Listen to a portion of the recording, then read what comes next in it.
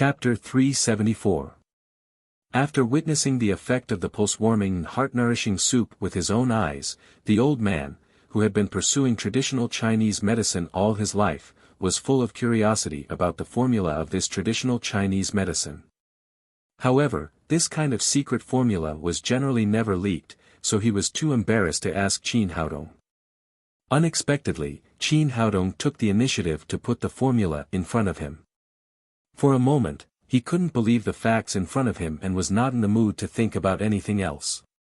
"It's a gift for you." Qin Haodong waved his hand and gave the formula to Hua Ziyan. "Are you serious? You're not kidding." Hua Ziyan's hands began to tremble as he held the formula. He knew very well the value of this formula, which could be said to be priceless in the eyes of some people. "Of course it's true. Formulas are used to treat patients. Giving them to you will make full use of their value." "That's great, that's great." Hua Ziyan held the formula and was extremely excited. "Mr. Hua, I'm giving you the formula, but don't spread it easily." Qin Haodong said, "I'm not asking you to keep it a secret, but this formula is very special. Only people who know the mysteries of traditional Chinese medicine can decoct it. Like the little nurse today, the medicine she decocted not only cannot cure diseases, but will also harm people. Another thing to note is that the pulse-warming and heart-nourishing soup must be boiled and used immediately. If it gets cold, it can't be used again, which means that its validity period is less than an hour." "Oh. I'll write it down." Although the requirements of this formula were very high, it was very effective, so Hua Ziyan was still very excited. He stared at the A4 paper without blinking, as if he wanted to engrave the formula in his mind.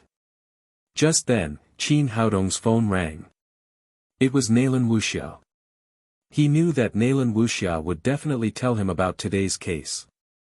Ignoring Hua Ziyan, who was almost crazy, he picked up the phone and answered it. After the phone was connected, Naylan Wuxia said, "Thank you. If it weren't for you, Feng Zixiong would have died today. I'm a doctor." "This is nothing." Qin Haodong asked, "What happened today? How could anyone be so seriously injured? Why did you send him to Guangren Hospital instead of Jiangnan Hospital with better medical conditions?" Naylan Wuxia said, "Here's the thing. According to the plan we've made, all the police have begun to investigate suspects, focusing on groups such as Taoists, gods, and witches. According to the public, an old Taoist had suddenly appeared in a community not far from Guangren Hospital some time ago. The old Taoist had rented a house, but his behavior was very strange. He rarely went out. After receiving the news, Feng Zixiong felt that the old Taoist was very suspicious, so he brought another policeman to investigate. He did not expect to be attacked by the old Taoist as soon as he opened the door. Moreover, the old Taoist was extremely skilled. He casually stabbed a knife into Feng Zixiong's chest and then ran away. Because Feng Zixiong was seriously injured, and the crime scene was the closest to Guangren Hospital, the situation was urgent, so he was sent there. "I see." Qin Haodong frowned, and his brain began to spin rapidly. When such a suspicious old Taoist suddenly appeared in the midst of successive murders, he was naturally very suspicious. He asked, "What does that old Taoist look like? Did he have any obvious characteristics?" Because the old Taoist was too fast, our people didn't see him clearly. They only know that the old Taoist looked not young, should be 60 or 70 years old, wearing a Taoist robe.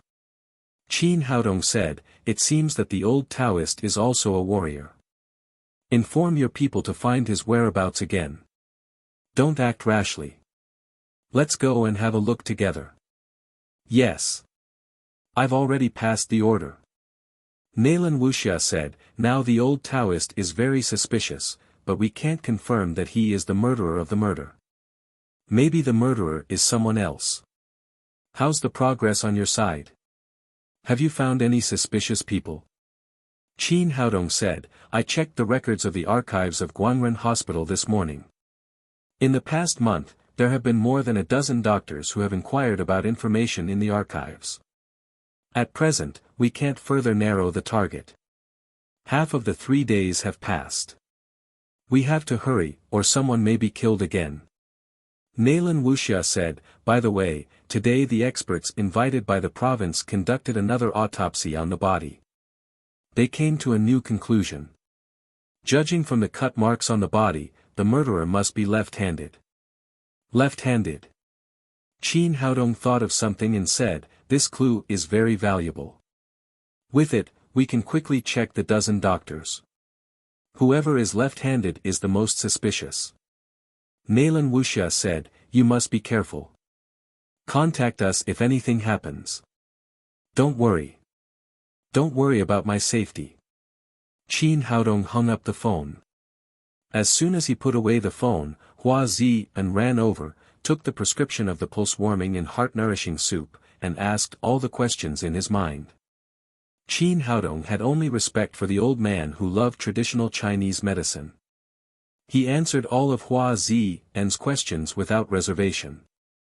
Soon, Hua Zi and felt that he had almost finished his research. He ran into the pharmacy with the prescription and began to test the medicine.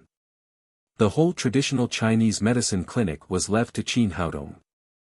Qin Haodong became the doctor on duty.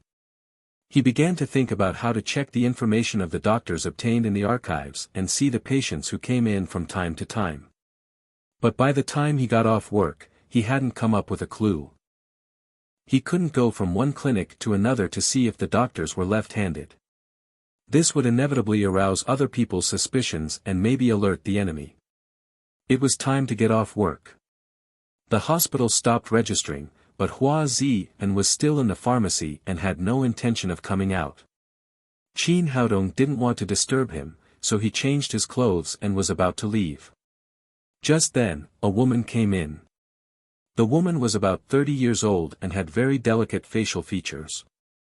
She wore a pair of close-fitting jeans and a t-shirt, which outlined the perfect curve of her figure vividly. The woman glanced at Qin Haodong and said with a smile, Dr. Tang, I want to invite you to dinner tonight. Is that okay? Invite me to dinner? Qin Haodong looked at the woman again. She was vaguely familiar, but he had never seen this person in his memory. He asked, do we know each other? Qin Haodong was really confused. The woman called him Dr. Tang. They should have just met today, but he really didn't remember where he had seen this woman. If she didn't know him, now that he had lost his handsome face, how could a beautiful woman take the initiative to invite him to dinner? The woman giggled, showing her white teeth, and said, Dr. Tang, you forget that I'm Fong Yuqi. Oh.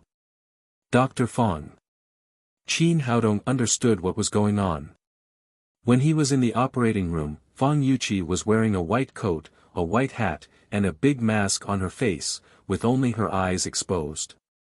This gave him a familiar feeling, but he couldn't figure out who it was. At the same time, he was slightly surprised that Fong Yuqi was such a beautiful woman. Fong Yuqi said, Dr. Tang, you've helped me so much today. I want to invite you to dinner. Do you have time? Forget it. Actually, I didn't help much. Qin Haodong didn't want Tang Fong to meet too many people, so he refused directly. Fong Yuqi's eyes widened, obviously surprised. She usually refused other people's invitations. She didn't expect to be refused the first time she took the initiative to invite someone to dinner. Oh. All right then. She was used to being proud and arrogant. After being refused, she didn't know what to say, so she turned to leave. Qin Haodong suddenly, he thought of something. Fong Yuqi was a surgeon. She naturally knew which doctors in the hospital were left-handed. It was best to investigate from her without arousing others' suspicions. Thinking of this, he hurriedly cried, Dr. Fong, wait a minute. Fong Yuqi turned around and looked at him in surprise. She didn't understand why he called her now that he had just refused her. Qin Haodong said, Dr. Fong, you misunderstood me. In fact, I want to say that it's the first time we meet. How can a man like you treat me to dinner? It's my treat. Beautiful lady, what would you like to eat? Fong Yuqi's face immediately eased a lot. Although Dr. Tang looked a little ordinary, he had good medical skills and knew how to behave. You helped me. Of course, it's my treat. She was in a good mood today as an attending doctor. The most important thing was that she would no longer have to be bullied by Lu Fei. In the past, Lu Fei was afraid that she would show her talent, so he suppressed her and never gave her a chance to show herself.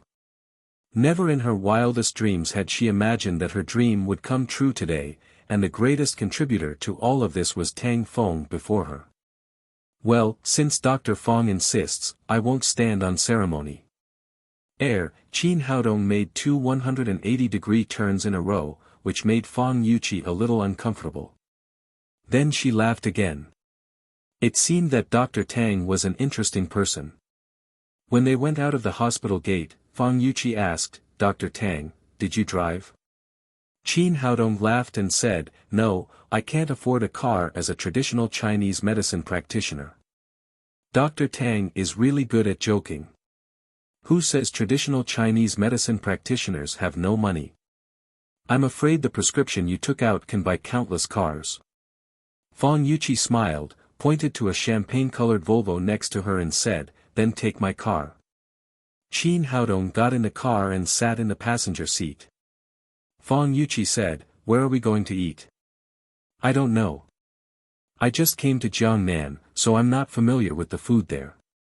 He still played the role of Tang Feng dutifully. In that case, let's go to eat seafood together. The seafood in Jiangnan is good.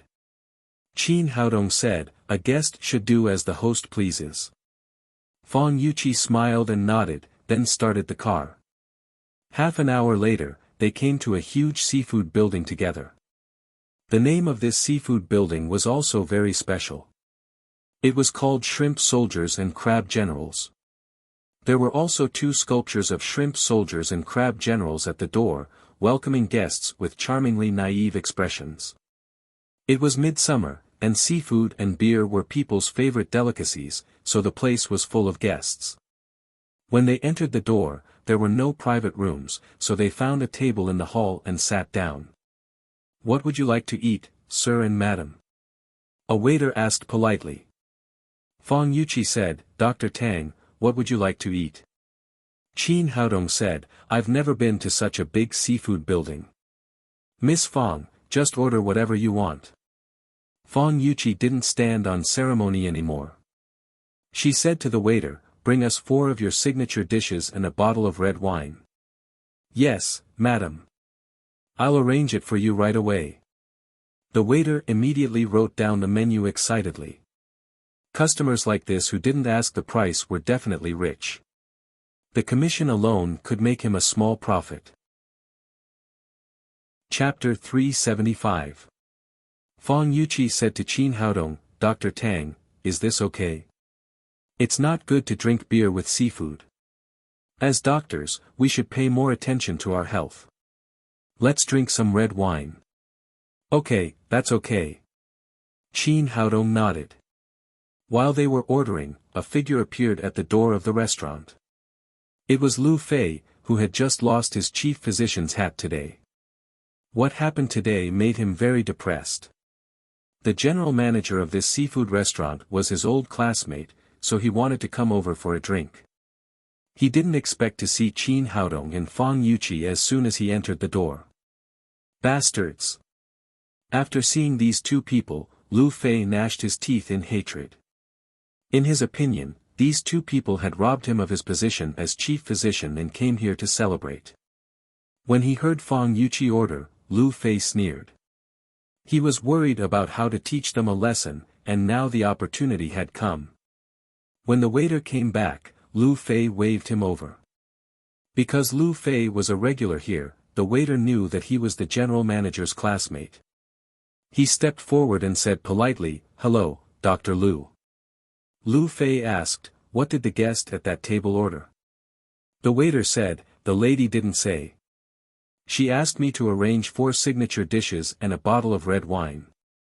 Well, listen to me and arrange it for them.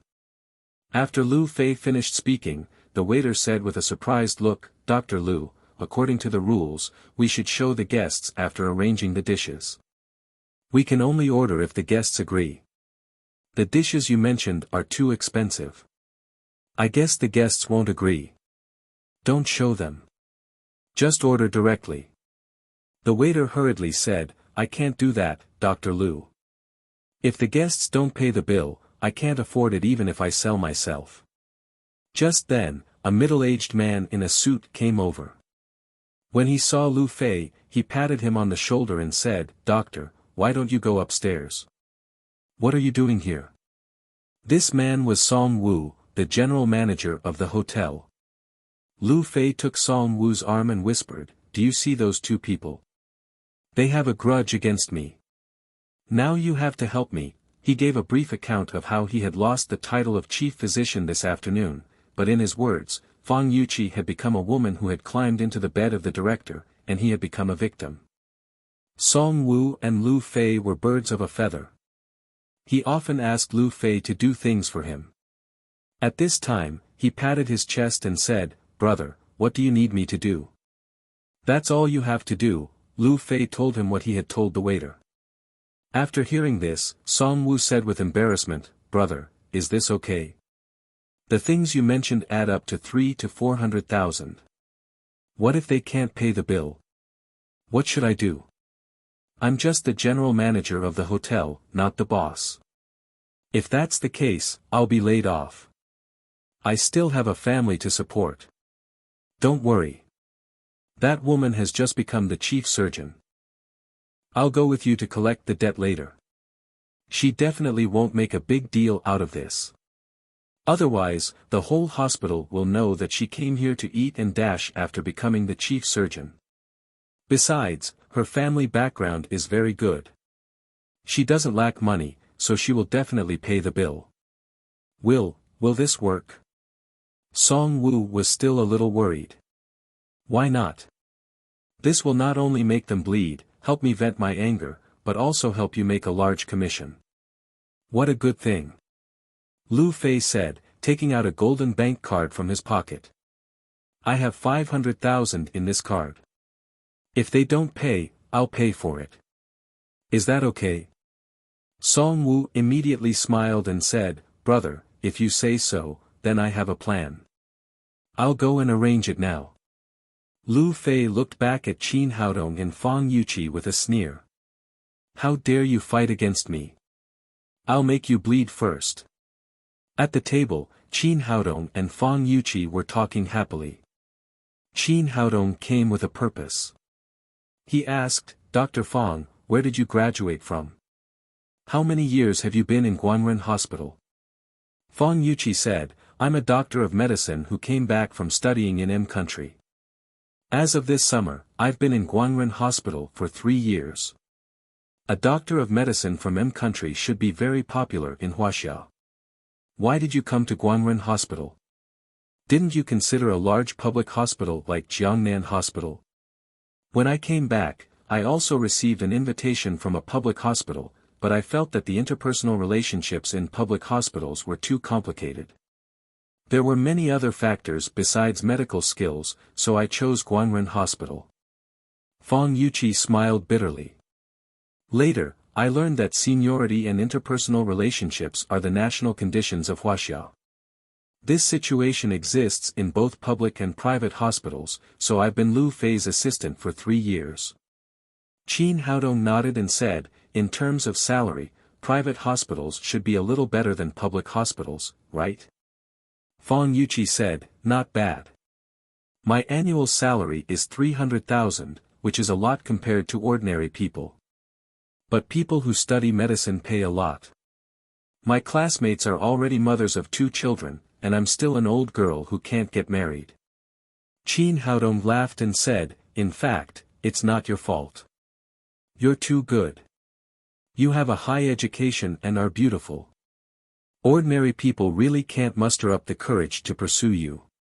For example, I can only look up to a beautiful woman like you." While they were talking, the waiter brought up the dishes one by one. Then he took a bottle of wine with English letters on it and said, would you like to open the red wine? Fong Yuqi was sighing with emotion at what Qin Haodong had just said. She said carelessly, open it. The waiter opened the red wine with a bang. Qin Haodong looked at him in surprise and said, what's wrong with you? Why are your hands shaking? The waiter said nervously, no. It's nothing. Maybe the air conditioner here is too high. After that, he poured red wine into their glasses and hurried away. Although the waiter's behavior was a little abnormal, Qin Haodong didn't care about the serial murders and continued to chat with Fong Yuqi. He picked up his glass and said, congratulations on your promotion to chief physician. Fong Yuqi raised her glass and gently touched Qin Haodong's. Thank you. Qin Haodong's heart skipped a beat. Fong Yuqi was holding the glass with her left hand, which showed that she was left-handed. Putting down his glass, Qin Haodong said, Dr. Fong, you are left-handed. I heard that left-handed people have an advantage in many industries, such as table tennis and badminton, which make it difficult for opponents to guard against. I wonder if being a doctor has an advantage in this respect. Fong Yuqi took a sip of red wine and said, it's not an advantage, but it's not inconvenient. It's the same with the left hand and the right hand. The key is your level of surgery. Seeing that the conversation was almost over, Qin Haodong began to slowly get to the point. In our hospital, are there many doctors who operate with their left hand like you? Fong Yuqi didn't think much about it. She just thought Qin Haodong was chatting casually. She said, not too many. I'm left-handed, so is Lu Fei. There is also Dr. Zhang Yang, who is about to retire, but he is old now and does very few operations. Qin Haodong went through the list of names he had obtained from the archives in his mind. There was no doctor named Zhang Yang on it. Now the scope of targets was rapidly narrowing down to Lu Fei and Fong Yuqi. He just needed to check them out. While he was thinking about the case, Fong Yuqi said, Dr. Tang, who did you learn your medical skills from? Family heirloom. I learned it from my grandfather when I was a child. Fong Yuqi said, I didn't have much contact with traditional Chinese medicine before. In N country, the idea I received was that traditional Chinese medicine was unscientific and that traditional Chinese medicine practitioners were liars. But today, I saw the magic of traditional Chinese medicine from you. This is a field that Western medicine can't get involved in. Then they ate and chatted. Through the conversation, Qin Haodong felt that Fong Yuqi was kind and straightforward, not like a murderer, but it was hard to say. Maybe she hid it well enough. About 2 hours later, when they were almost finished, Fong Yuqi raised her hand and called the waiter over. Bill, please. Then she took out her wallet to pay. Qin Haodong didn't say anything. It wasn't that he was stingy. It was not cheap to eat in such a seafood restaurant, and he was just a small traditional Chinese medicine practitioner now. It was better not to rush to pay the bill, or it would easily arouse suspicion. Okay. The waiter said, Miss, you spent 408,000 yuan in total. The manager said that you can pay 400,000 yuan. What the hell? I spent more than 400,000 yuan on 4 dishes. This hotel is so rip-off. Qin Haodong understood why the waiter was trembling when he opened the wine. It turned out that he was nervous or excited before ripping people off. Fong Yuqi was also shocked. Although she had a good financial condition, it didn't mean that she had no bottom line. She couldn't be ripped off in confusion. Did you make a mistake? We only had 4 dishes. How could it cost so much? 4 dishes cost more than 400,000 yuan. Are you running a black shop? Hearing the conversation between him and the waiter, the guests at the next tables all looked this way. 4 dishes cost more than 400,000 yuan, which was really scary.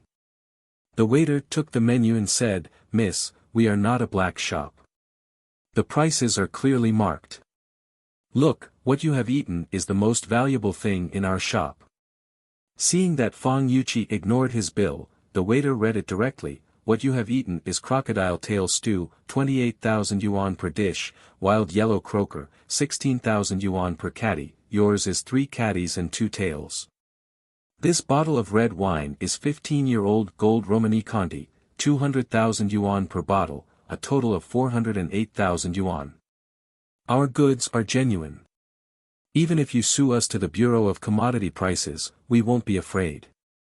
The matter had been made clear.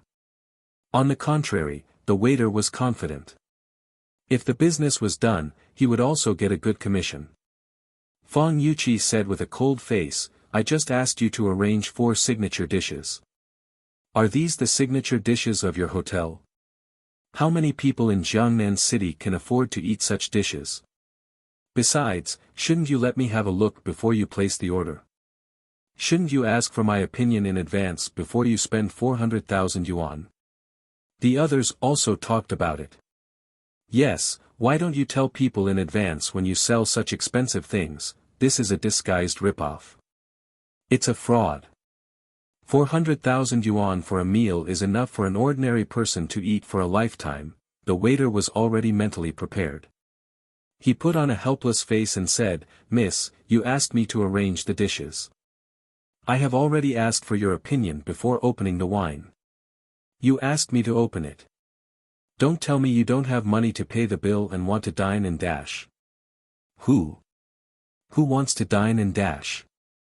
While talking, Song Wu and Lu Fei came together. The waiter pointed to Qin Haodong and Fang Yuqi and said, Manager, it's them. They don't pay for the meal. Chapter 376. Lu Fei glanced at Fang Yuqi and said sarcastically, Isn't this Dr. Fang?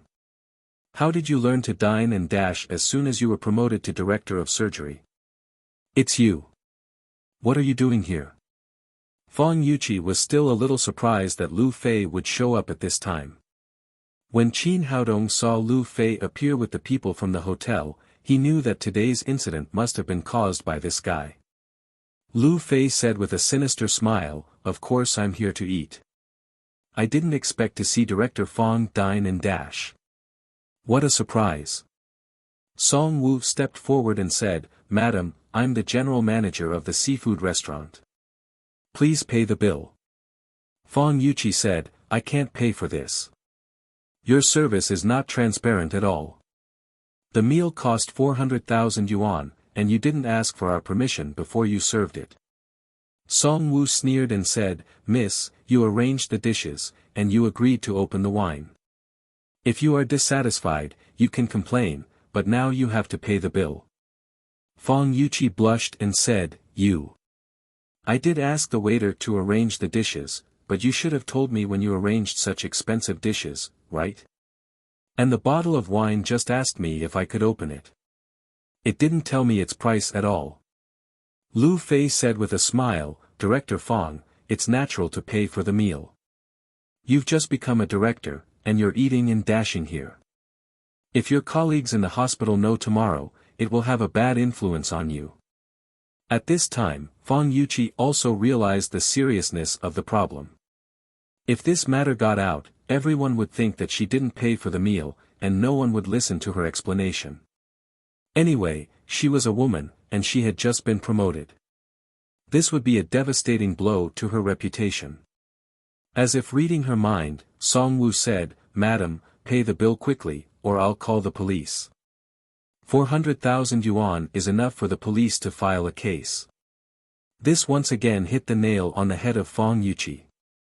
She really couldn't afford to be taken to the police station for not paying for the meal. At this point, she could only accept it. She took out a bank card from her pocket and said, I only brought 200,000 yuan today. I can write you an IOU for the rest and send it to you later. Song Wu was happy. It seemed that his old classmate was right. This woman finally chose to cherish her reputation and keep the peace. With such a big order, his bonus this month would surely be increased. I'm sorry, miss, our hotel doesn't take credit. Let's see if he can pay the rest of the bill. Fang Yuqi said, No, it's my treat today, and I ordered the dishes. It has nothing to do with him. Don't worry, I'll send you the rest of the money tomorrow. Qin Haodong nodded in his heart. From this point of view, it could be seen that Fang Yuqi's character was still good. She would rather bear all the consequences than let herself suffer losses. From this point of view, he had to help her.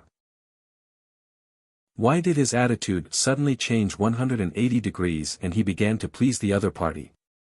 Regardless of what they thought, Lu Fei directly took the bank card out of his pocket, handed it to Song Wu and said, "I'll pay for Dr. Fang's meal. Now pay by card." Song Wu didn't know what was wrong with Lu Fei. He whispered in his ear, "Are you crazy?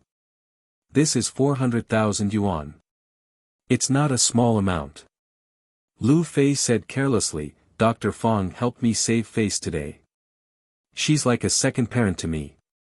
It's natural for me to pay for her. Cut the crap and swipe the card." Song Wu was stunned, but he couldn't refuse to accept the bill. Seeing Lu Fei's firm attitude, he could only hand the card to the waiter next to him and let him pay by card. Soon, the waiter came back with the bill and handed it to Fang Yuqi. Qin Haodong said with a smile, "Dr. Lu paid for it. Keep the bill for him as a souvenir." After that, he handed the bill to Lu Fei. Lu Fei took the bill and said gratefully, "Thank you, Dr. Tang. Thank you for giving me a chance to express my gratitude today. And thank you, Dr. Fang, for helping me so much today." Fang Yuqi was completely dumbfounded and thought to herself, "Crazy, Lu Fei is completely crazy." Qin Haodong patted Lu Fei on the shoulder and said as if praising a child, "You did a good job today. Remember, you must learn to be grateful." "Sure, I'll work hard in the future." Lu Fei's face was full of flattery. Song Wu couldn't bear to look at that dirty look and got goosebumps. "Let's go." With that, Qin Haodong took Fang Yuqi, who was puzzled, out of the restaurant. When they got in the car, Fang Yuqi was still in a daze and hadn't come to her senses. Qin Haodong smiled and said, "Dr. Fang, can you still drive?" Fang Yuqi patted her towering chest, pulled herself together and said, "Dr. Tang, what's going on? Why did Lu Fei suddenly pay for us? Is he out of his mind?" Qin Haodong laughed and said, "Who knows? Maybe he found his conscience, or maybe, as you said, he's out of his mind. But how is that possible? That's 400,000 yuan." Fang Yuqi still felt that her brain was not enough. "It's nothing. Maybe Dr. Lu is rich, and rich people are capricious." Qin Haodong said jokingly, "Hurry up and drive home. If Dr. Lu regrets it, it will be troublesome." Fang Yuqi shook her head, but there was nothing she could do. She started the car and drove forward. Qin Haodong said again, "Dr. Fang, how much money can Lu Fei make a year? How can he be so generous as to give 400,000 yuan so easily?" Fang Yuqi had almost recovered. She said, "Lu Fei's salary is higher than mine, about 500,000 yuan a year. That's a good income, but he's a gambler. I heard that he lost all his money a few years ago and used his house to pay off his gambling debts. But since last year, I don't know why he suddenly became rich. He not only bought a new mansion, but also spent lavishly. I don't know how he got the money." "Oh." Qin Haodong nodded but said nothing more. "Dr. Tang, where are you going?" Fang Yuqi asked. "Take me back to the hospital. I'll stay in the hotel across the street." Soon, Fang Yuqi drove Qin Haodong to the gate of Guangren Hospital and then drove home alone. Qin Haodong didn't go back to the hotel. Lu Fei was getting more and more suspicious. He had read the files, performed surgery with his left hand, and suddenly became rich a year ago. He could give 400,000 yuan casually, which greatly increased the possibility that he was the murderer. He had to find out. Shortly after Qin Haodong and Fang Yuqi left, Lu Fei's body suddenly shook slightly, and his eyes returned to normal. He turned to Song Wu and said, "Brother, what did I just do? What's wrong with you today? You're acting strangely." Don't you know what you just did? Song Wu said, are you bewitched today? Originally, he had said that he would ruthlessly scam that little girl, but not long after, he had to pay for her bill himself. Tell me, is there something wrong with your head? You can't do that even if you want to hit on her, can you? Before Song Wu could finish, Lu Fei said in shock, what did you say? I paid for Fang Yuqi. Yes, you paid 400,000 yuan for her, and then you said thank you to her. Lu Fei grabbed him by the shoulder, his eyes almost bulging out. Are you serious? Are you sure you're not kidding me? I really paid 400,000 yuan for them. Of course it's true. I'm not kidding. The bill is still in your pocket. Lu Fei took out the $400,000 bill from his pocket and roared crazily, Song Wu, why didn't you stop me? This is $400,000. I can't wait to kill them both. Why should I pay them? Chapter 377. No wonder he was so angry. Although he had some money now, 400,000 yuan was not a small amount. What's more, he had set up a trap for Qin Haodong and Fang Yuqi, but in the end, he paid the bill himself. What was going on? Wasn't he playing with himself? Song Wu said innocently, can you blame me for this? You insisted on paying, and I couldn't stop you. Who knows what's wrong with you? 400,000 yuan, that's 400,000 yuan. Lu Fei was so distressed that he grabbed Song Wu and said, old classmate, you're my brother, aren't you? You'll get the money back to me when I pay it to your hotel, right? Song Wu pushed him away and said, are you kidding me? Although we have a good relationship, the 400,000 yuan is in the hotel's account. How can I give it back to you casually? The boss checks the account every week. If there's a gap of 400,000 yuan, it's not a small amount. How can I explain it to the boss? That is to say, you can't give the money back to me. Lu Fei cried with bloodshot eyes. Of course not. You paid the bill yourself. Can you blame anyone else? Song Wu was getting angrier and angrier. You didn't listen to me just now, and now you're asking me for money. How can there be such a good thing? Bastard, how dare you cheat me of my money? Lu Fei had lost his mind. He raised his hand and punched Song Wu in the face, giving him a panda eye. How dare you hit me, bastard? Song Wu was a short and fat man. His body had been hollowed out by wine and women over the years.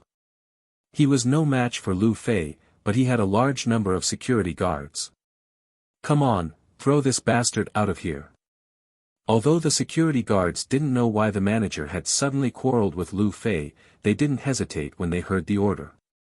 They swarmed Lu Fei to the ground and then carried him out of the hotel gate. It was a heavy fall. Lu Fei struggled for a long time before he got up. He turned to the hotel and scolded, Song Wu, wait for me. At this time, he slowly calmed down and recalled what had just happened in the hotel.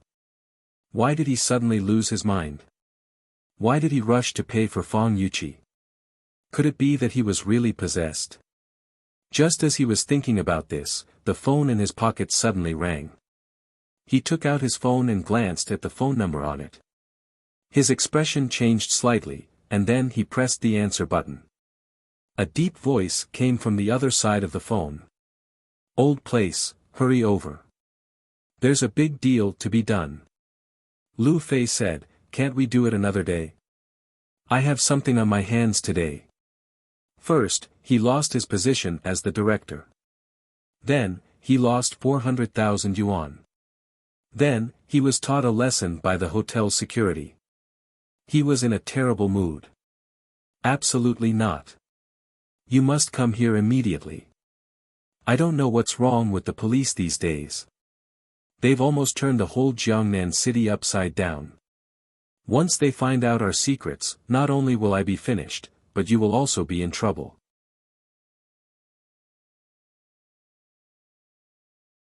Chapter 378. At this time, Lu Fei's arms were bleeding. He was in so much pain that he almost fainted. He wailed and could not care about anything else. Nalan Wuxia looked at the people present and said to Qin Haodong, "Stop their bleeding first, or it will be troublesome if they die." Qin Haodong raised his hand and poked several acupoints on Lu Fei's shoulders. His arms immediately stopped bleeding, and then he helped Fat Dragon and the others stop bleeding. At this time, a policeman who had searched the room ran over and said, "Captain, we found a lot of living organs in the incubator, including hearts and livers. There are about 20 pieces." Nalan Wuxia said, "Immediately organize people to send these organs to the hospital for preservation. Take the victims to the police station first, and arrest all the criminals."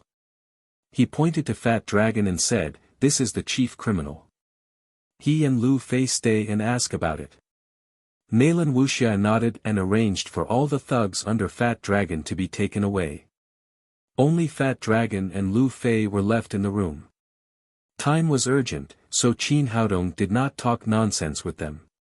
He directly used mind manipulating and asked Fat Dragon, "Did you do the murders in Jiangnan City a few days ago?" Hearing his question, Nalan Wuxia immediately became nervous. After so many days of work, there was not much progress in the case. If it was really Fat Dragon and his people who did it, they would finally have an explanation for the general public. But Fat Dragon shook his head and said, "I don't know what you are talking about, but we have never done it in Jiangnan City." Qin Haodong frowned and asked, "If you have never done it in Jiangnan City, where did these organs come from?" Fat Dragon said, "We do human organs. But in order to keep things secret, we never commit crimes in Jiangnan City. These people are all caught from other places. Their organs are cut in Jiangnan City and then sold abroad by sea." Soon it was clear that Fat Dragon and his people were a very well-organized criminal gang. They specialized in human organs. It was a business deal, and the method used to commit the crime was very clever. First of all, they did not commit crimes locally. They all caught some homeless people or people with mental disabilities from other places. After taking them to Jiangnan City, they cut their bodies and sold them directly abroad by sea. Lu Fei was the doctor in charge of the surgery. Every time he completed an operation, he would be given a 10% commission. Since the method of committing the crime is very secretive, it hasn't been discovered by the relevant departments for a long time. Nalan Wuxia and Qin Haodong were disappointed when they heard that these people were not the murderers of the serial murders. But when they thought about it, they had solved such a big case of organ trafficking. Qin Haodong continued to ask, "Where are the people whose organs were cut off by you?" Fat Dragon said, "In order to prevent the matter from being exposed, those who had their organs cut off were directly handed over to the people who picked up the goods and then thrown into the sea to feed the fish." Bastard! For the sake of money, he would even do such a crazy thing. Nalan Wuxia slapped Fat Dragon in the face and called 2 policemen to take him away. She also wanted to use Fat Dragon as bait to catch all the criminals who were waiting to pick up the goods. Qin Haodong walked up to Lu Fei and said in a cold voice, "As a director of surgery, you even did such a thing. Are you still worthy of being called a doctor?" At this time, Qin Haodong had returned to his original appearance. He was not the image of Tang Feng, so Lu Fei did not recognize who he was. He thought he was a plainclothes policeman of the police force. He said, "I had no choice. A few years ago, I lost all my property in gambling and owed millions of yuan in debt. If I didn't pay the money back, those people would cut off my hands. Later, Fat Dragon and others paid the debt for me, so I followed them." Qin Haodong used mind manipulating again and asked, "Do you know about the murders that happened in Jiangnan City a few days ago? Does it have anything to do with you?" Lu Fei shook his head and said, "I don't know. I didn't do it." "Then why did you go to the archives of Guangren Hospital to look up the patient's files? Does it have anything to do with organ trafficking?" Lu Fei said, "It doesn't matter. It's a normal job. Although working with Fat Dragon and others can bring me a lot of income, I still need a formal job to deceive people so that I won't be suspected. Qin Haodong looked back at Nalan Wuxia and said, it seems that Lu Fei didn't do it. It has nothing to do with him. Speaking of this, his heart sank. There were two key suspects before, one was Lu Fei, and the other was Fang Yuqi. Now that Lu Fei had been ruled out, there was only Fang Yuqi left. From the bottom of his heart, he really didn't want this beautiful female doctor to be the murderer. Nalan Wuxia asked someone to take Lu Fei away and then said, it's nothing. At least we also solved a big case this time. We got rid of a gang that sold human organs. These people have done so many atrocious things, the seriousness of the case is much greater than a murder case. Qin Haodong said, there is still a day left tomorrow. Let's focus on Fang Yuqi. I really hope she didn't do it. Nalan Wuxia said, why? Is it because she is beautiful? No matter how beautiful she is she more beautiful than you? Qin Haodong smiled at Nalan Wuxia and then said seriously, I don't want it to be her, because I think she is a good doctor. Nalan Wuxia was just about to speak when her cell phone suddenly rang. After answering the phone, her expression changed greatly. She said to Qin Haodong, oh no, the fourth murder has happened. Qin Haodong was also shocked and said, how could it be so fast? Shouldn't there be a day left? Nalan Wuxia said, a crime every 3 days is just our speculation based on the previous time. It seems that the speculation is wrong. The criminals don't commit crimes according to this rule. Qin Haodong said, let's go and have a look. Maybe we can find clues to solve the case. Nalan Wuxia divided the criminal police force into 2 parts. One part waited for the organ trafficking gang to pick up the goods, and the other part hurried to the crime scene with them. It was nearly 2:00 in the morning. When they arrived at the scene, the police in the area had already pulled up the cordon to protect the scene. The crime scene was a large hardware store. The store owner, who was about 50 years old, was shivering next to it. His face was pale, and it seemed that he was really scared. The two of them stated their identities and entered the cordon. The strong smell of blood assaulted their nostrils, and they saw a young man in his 30s lying in a pool of blood. There was a large hole in his chest, and the forensic doctor was busy performing an autopsy. Nalan Wuxia asked, what's going on? The forensic doctor looked up and saw that the captain had arrived. He said, it's not much different from the previous cases, and the method is basically the same. But this time, the victim's lungs were lost. The estimated time of death was 2 hours ago. That son of a b*tch. Nalan Wuxia cursed angrily, but she couldn't lose her mind at this time. She turned around and asked the police on duty, who called the police. Who saw the first scene? It was me.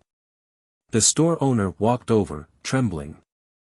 Nalan Wuxia said, don't be afraid. Give me a brief introduction of the situation. The store owner said, many relatives came to my hometown today. After dinner, I didn't have enough room at home, so I was going to spend the night in the store. I didn't expect that as soon as I opened the door, would see a dead man on the ground. There was blood all over the ground. I was scared to death, so I called the police immediately. What about the time? How long has it been since the police called the police? The store owner took out his mobile phone, looked at it and said, about an hour now. At this time, Qin Haodong also finished checking the scene. There was a bright red soul-calming talisman drawn on the floor tile about half a meter above the dead man's head. Similarly, there was no soul under the soul-calming talisman. After Nalan Wuxia learned about the situation, she immediately issued an order to quickly check the surveillance videos in the store and within a radius of 500 meters, focusing on the suspects within the last 2 hours. The store owner said, there is a surveillance camera in my store. In order to prevent thieves, I installed a super high-definition camera with night vision function. Nalan Wuxia said eagerly, take us to have a look. The store owner took Nalan Wuxia and the others to his room. When they opened the door, they saw that the computer on the table had been broken into pieces. The main case was opened, and the hard disk used to store the surveillance video data was removed. It seems that the perpetrator was prepared in this regard and took all the surveillance data away. At this time, a technician came over with a laptop. "Captain, I have connected to the surveillance website of the Municipal Public Security Bureau. I can access the surveillance information of the cameras of the Municipal Public Security Bureau at any time. There is a surveillance point opposite the hardware store that we set up. Quick, show me the data." Nalan Wuxia said eagerly. Although the data from the surveillance point of the Municipal Public Security Bureau could only show the outside scene, it could always check whether there were any suspicious people passing by. The technician turned on the computer and retrieved the data stored in the surveillance video opposite the hardware store. Soon, the video began to play. Since the selected time period started at midnight, there were few pedestrians and vehicles on the street. In order to save time, Nalan Wuxia directly asked the technician to speed up the video to 10 times faster. The video continued to play, and soon a figure flashed across the screen. Qin Haodong suddenly, his face changed and he cried, "Stop, it's here. Slow down the speed and replay." The technician turned the picture back, and a woman slowly appeared on the screen. It was Fang Yuqi, who had just broken up with him. At this time, Fang Yuqi was no longer as calm and composed as she had been during the day. She was holding a black bag in her hand, looking flustered and in a hurry. Soon, she disappeared from the camera. Qin Haodong's heart sank. What he had been worried about had happened. Lu Fei's suspicion had been ruled out, and Fang Yuqi happened to appear near the scene of the crime. Now it seemed that she was probably the murderer. Nalan Wuxia was obviously aware of this. She and Qin Haodong looked at each other and nodded. Nalan Wuxia turned to his men and said, "Fang Yuqi is a doctor from Guangren Hospital. Let the technical department locate her immediately and arrest her." Fang Yuqi's phone number had been filed with the technical department, and her location was soon locked. About half an hour later, she was taken to the interrogation room of the criminal police unit. Qin Haodong had changed his face and sat with Nalan Wuxia in the interrogation position. Fang Yuqi was sitting on an iron stool. Her face was pale and flustered. Her long white dress was torn in several places, and there were dark red bloodstains on it. Nalan Wuxia looked at her and asked, "Dr. Fang, I didn't expect to meet you here again." Fang Yuqi just looked at Nalan Wuxia with a complicated expression and said nothing. Nalan Wuxia asked, "Tell me, what did you do about an hour ago?" I. Fang Yuqi struggled for a while and cried, "Officer Nalan, I surrender." Chapter 379. Hearing her words, Nalan Wuxia's expression suddenly changed, and her heart beat wildly. She asked again, "Are you sure you did this case?" "I did it, but Officer Nalan," Fang Yuqi was about to say something when the door of the interrogation room opened. A scout came in from the outside and put a transparent plastic bag on the interrogation room table. There was a scalpel in it, with some dried blood on it. The investigator said, "Captain, this was found in her house." Qin Haodong sighed inwardly. The bloody clothes, the bloody scalpel, and Fang Yuqi's confession had basically locked in the facts of the case. It seemed that she really did it.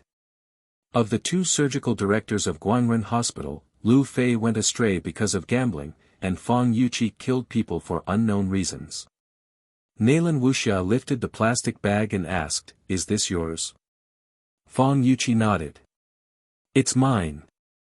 Nalan Wuxia asked, "Did you kill them with this knife?" "What? He's dead."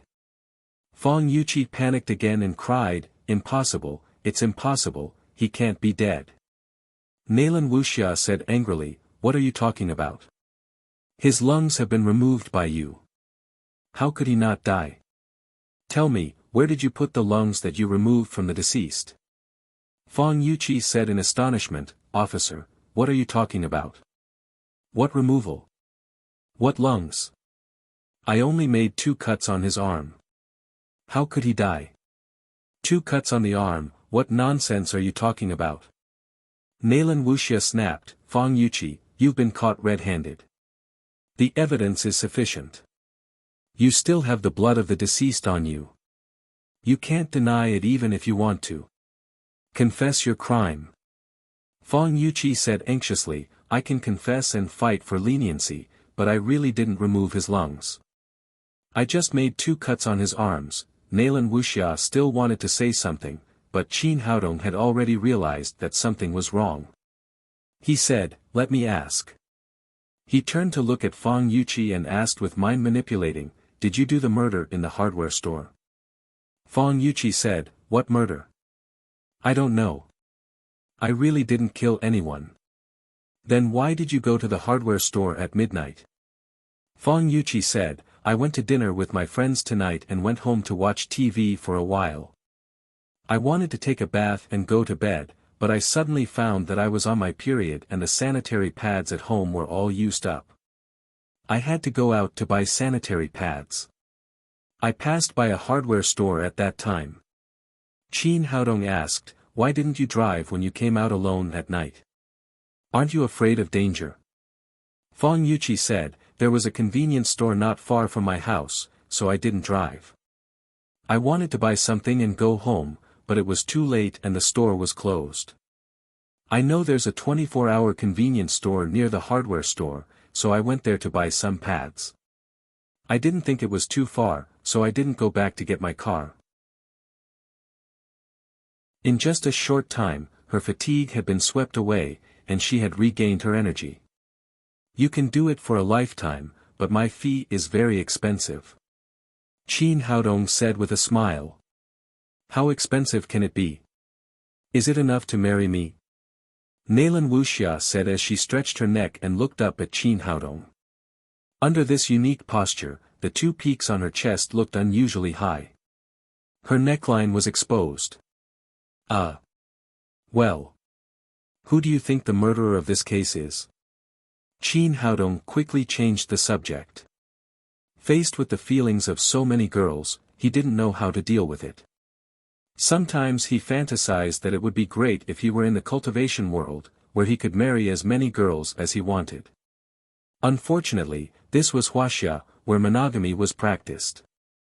Even if he wanted to, he didn't know what these girls would think. Nalan Wuxia rolled her eyes at him bitterly, sat up straight and said, this case is really a headache. It's neither Lu Fei nor Fang Yuqi. Could it be the old Taoist who escaped? Qin Haodong said, even if it has something to do with the old Taoist, it can't be him alone, because the old Taoist can't get the information of the patients in the hospital. Nalan Wuxia said, do you think it's possible that the old Taoist colluded with the people in the hospital to commit the crime? It's possible, but the people in the hospital not only have to check the files, but also have to be responsible for the organ removal of the deceased, and he is a left-handed doctor. At present, only Lu Fei and Fang Yuqi meet these 2 conditions, but neither of them is the old Taoist. Could it be that we're in the wrong direction? It's just a coincidence that the 3 people were treated in Guanren Hospital. The organs were removed by someone else or a doctor from another hospital. Nalan Wuxia thought for a moment and said, it's very unlikely, but it's still possible. Now I'll confirm with the technical department. If the deceased was still treated in Guanren Hospital, then the possibility of coincidence is completely ruled out. After that, she picked up her mobile phone and dialed the number of the technical department. She asked, this is Nalan Wuxia. Have you found out the situation of the deceased? Is there any useful information? The person on the phone said, the deceased is a 28-year-old male, a resident of the Dongqing district of Jiangnan City. There is no information related to the case. Nalan Wuxia asked, is there any record of his hospitalization in Guanren Hospital? The person on the phone inquired and said, yes, the deceased had an operation in Guanren Hospital last July due to appendicitis. After hanging up the phone, Nalan Wuxia turned to Qin Haodong and said, did you hear that? This shows that we're in the right direction. The murderer must be a doctor from Guanren Hospital, or one of the gang members is a doctor from Guanren Hospital. It seems that you have to continue to work undercover there. Qin Haodong frowned and said, but left-handed surgeons have gone to the archives to check the patient's information. So far, only Lu Fei and Fang Yuqi have been suspected. Who else could it be? Nalan Wuxia said, there must be something we haven't found. As long as we find this flaw, the case will be solved. I'll think about it when I go to the hospital tomorrow. Let's analyze the case from another angle. Qin Haodong said, have you found that there is a pattern in this case? Nalan Wuxia said, what? Now even the time of the crime has changed. I can't see any pattern. Now the criminal has killed 4 people in succession. The organs cut off are the heart, liver, kidney, lung. If you add the spleen, then it is exactly the 5 organs of a human. Is this a coincidence or intentional? Could it be that he had killed so many people just to collect the 5 types of organs? According to this pattern, the next organ he cut off is likely to be the spleen of the deceased. Nalan Wuxia said, if you hadn't mentioned it, I wouldn't have noticed it. I thought he killed people just to sell the organs. Now it seems that it's not that simple. And from the 4 cases, the money of the deceased was not lost, which shows that the murderer did not kill for money. Generally speaking, there are only a few reasons for killing, such as love killing, revenge killing, or killing for money. At present, these reasons are not applicable to this serial murder case. So what is the purpose of his killing?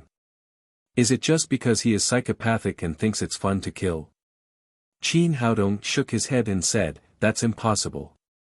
If it's just psychopathic killing, he can just find a few people to kill. It's impossible to go to Guangzhou Hospital to get the records of the archives, let alone to remove the organs in the order of the 5 organs.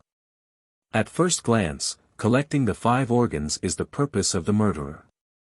As for what he can do after collecting them, whether it's just for fun or for other purposes, only the murderer knows.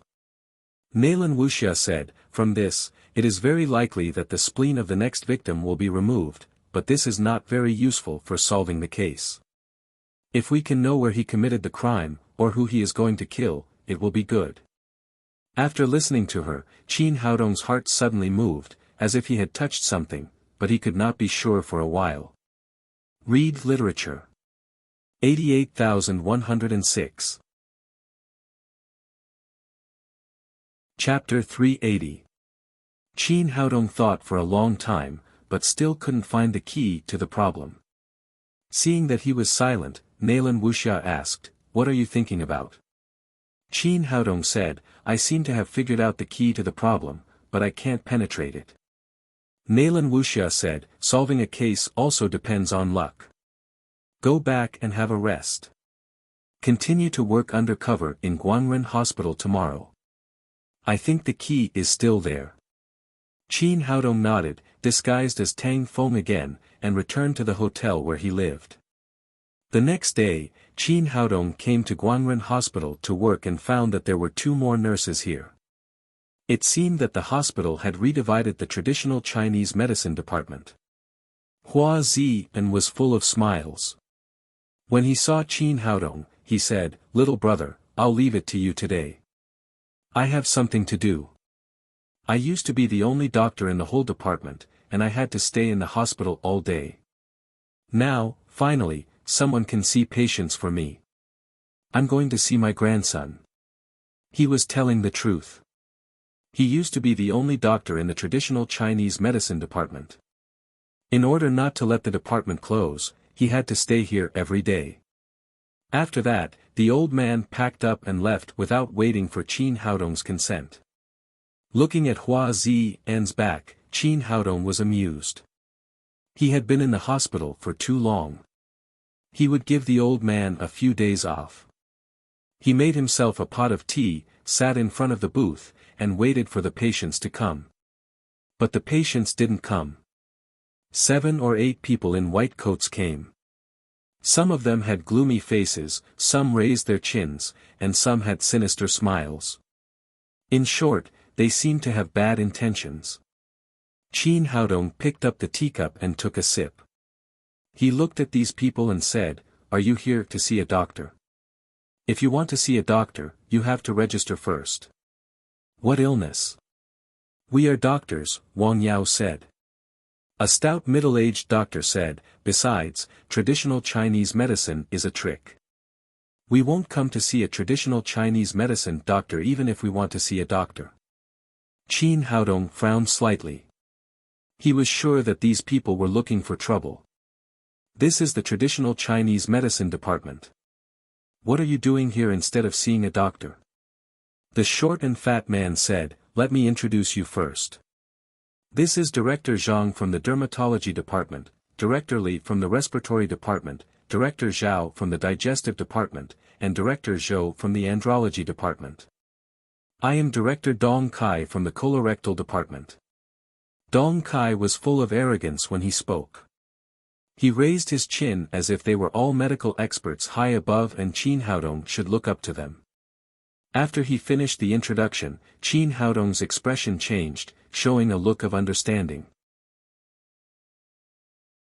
Think about it, Western medicine is divided into dozens of disciplines, and the medical experts of each discipline specialize in a particular field.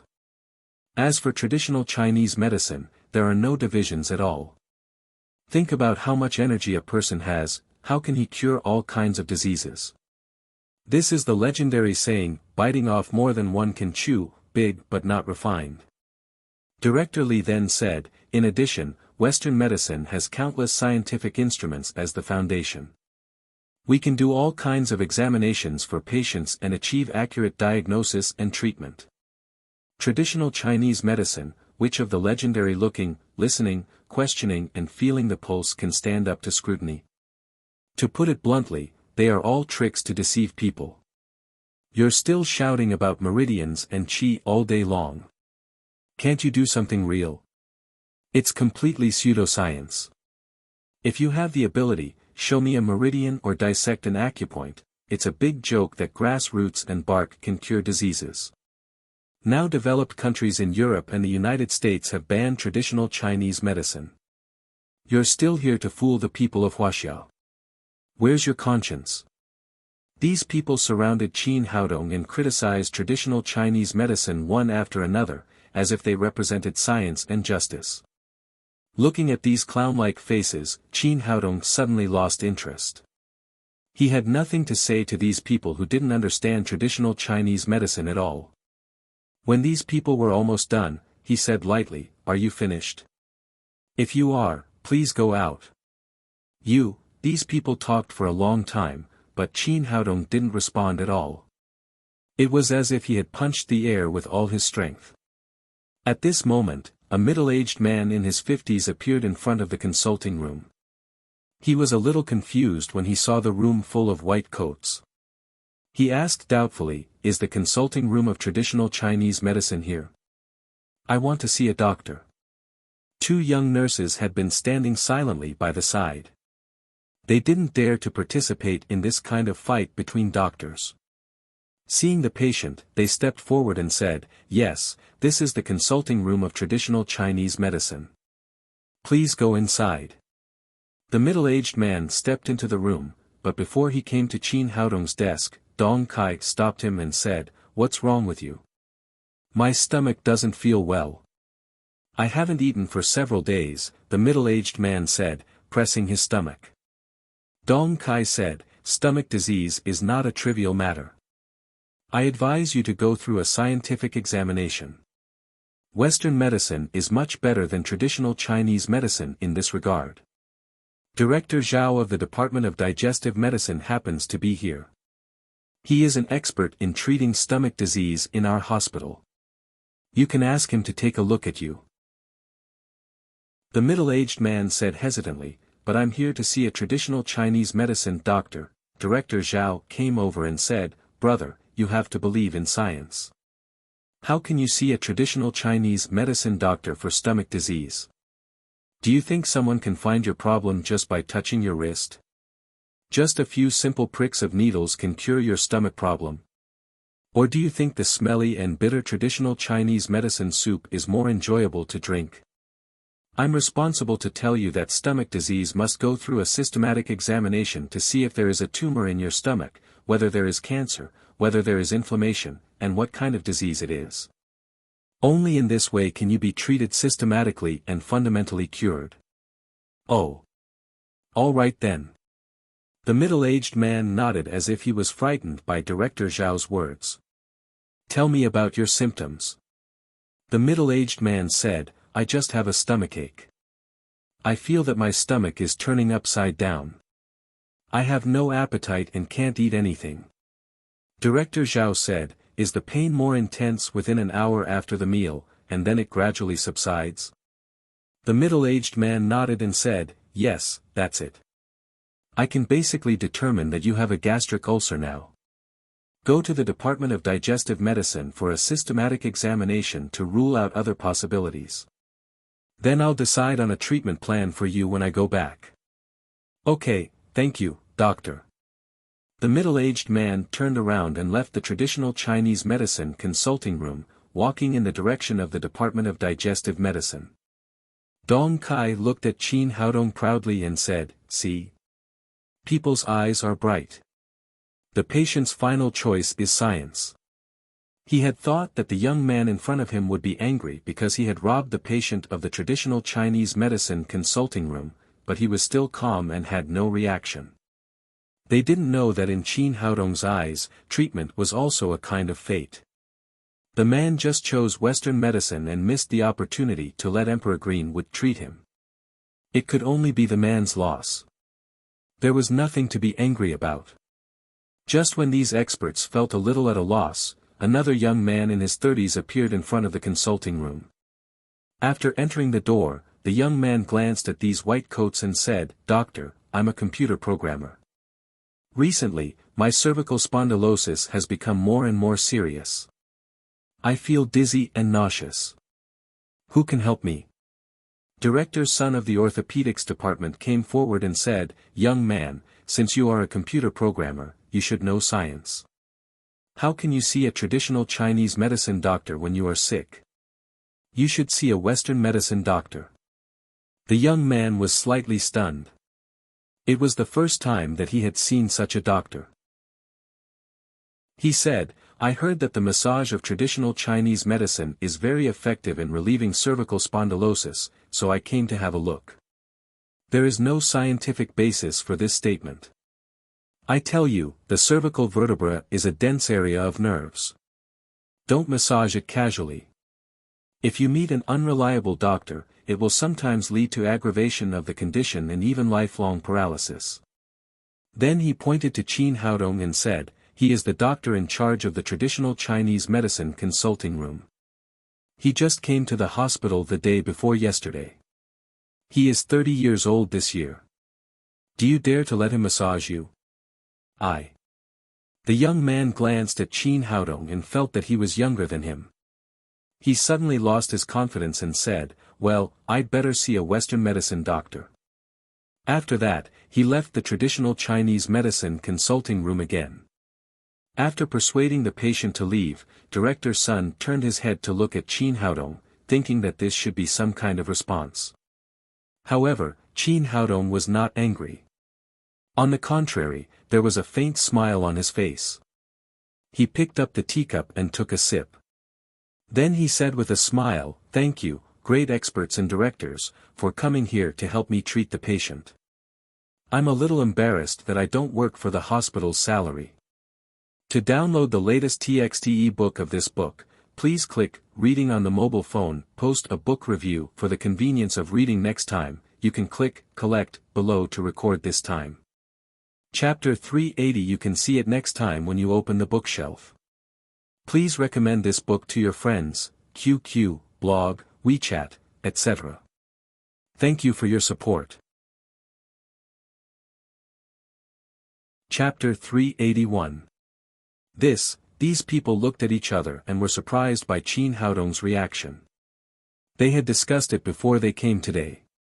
The basic strategy was to provoke Hua Ziyan, and then the two sides would have a further conflict. They believed that the hospital would eventually be on their side. After all, each of these people was a doctor of medicine who had studied abroad. They were the directors of various departments, the authorities of various industries, and the core strength of the hospital.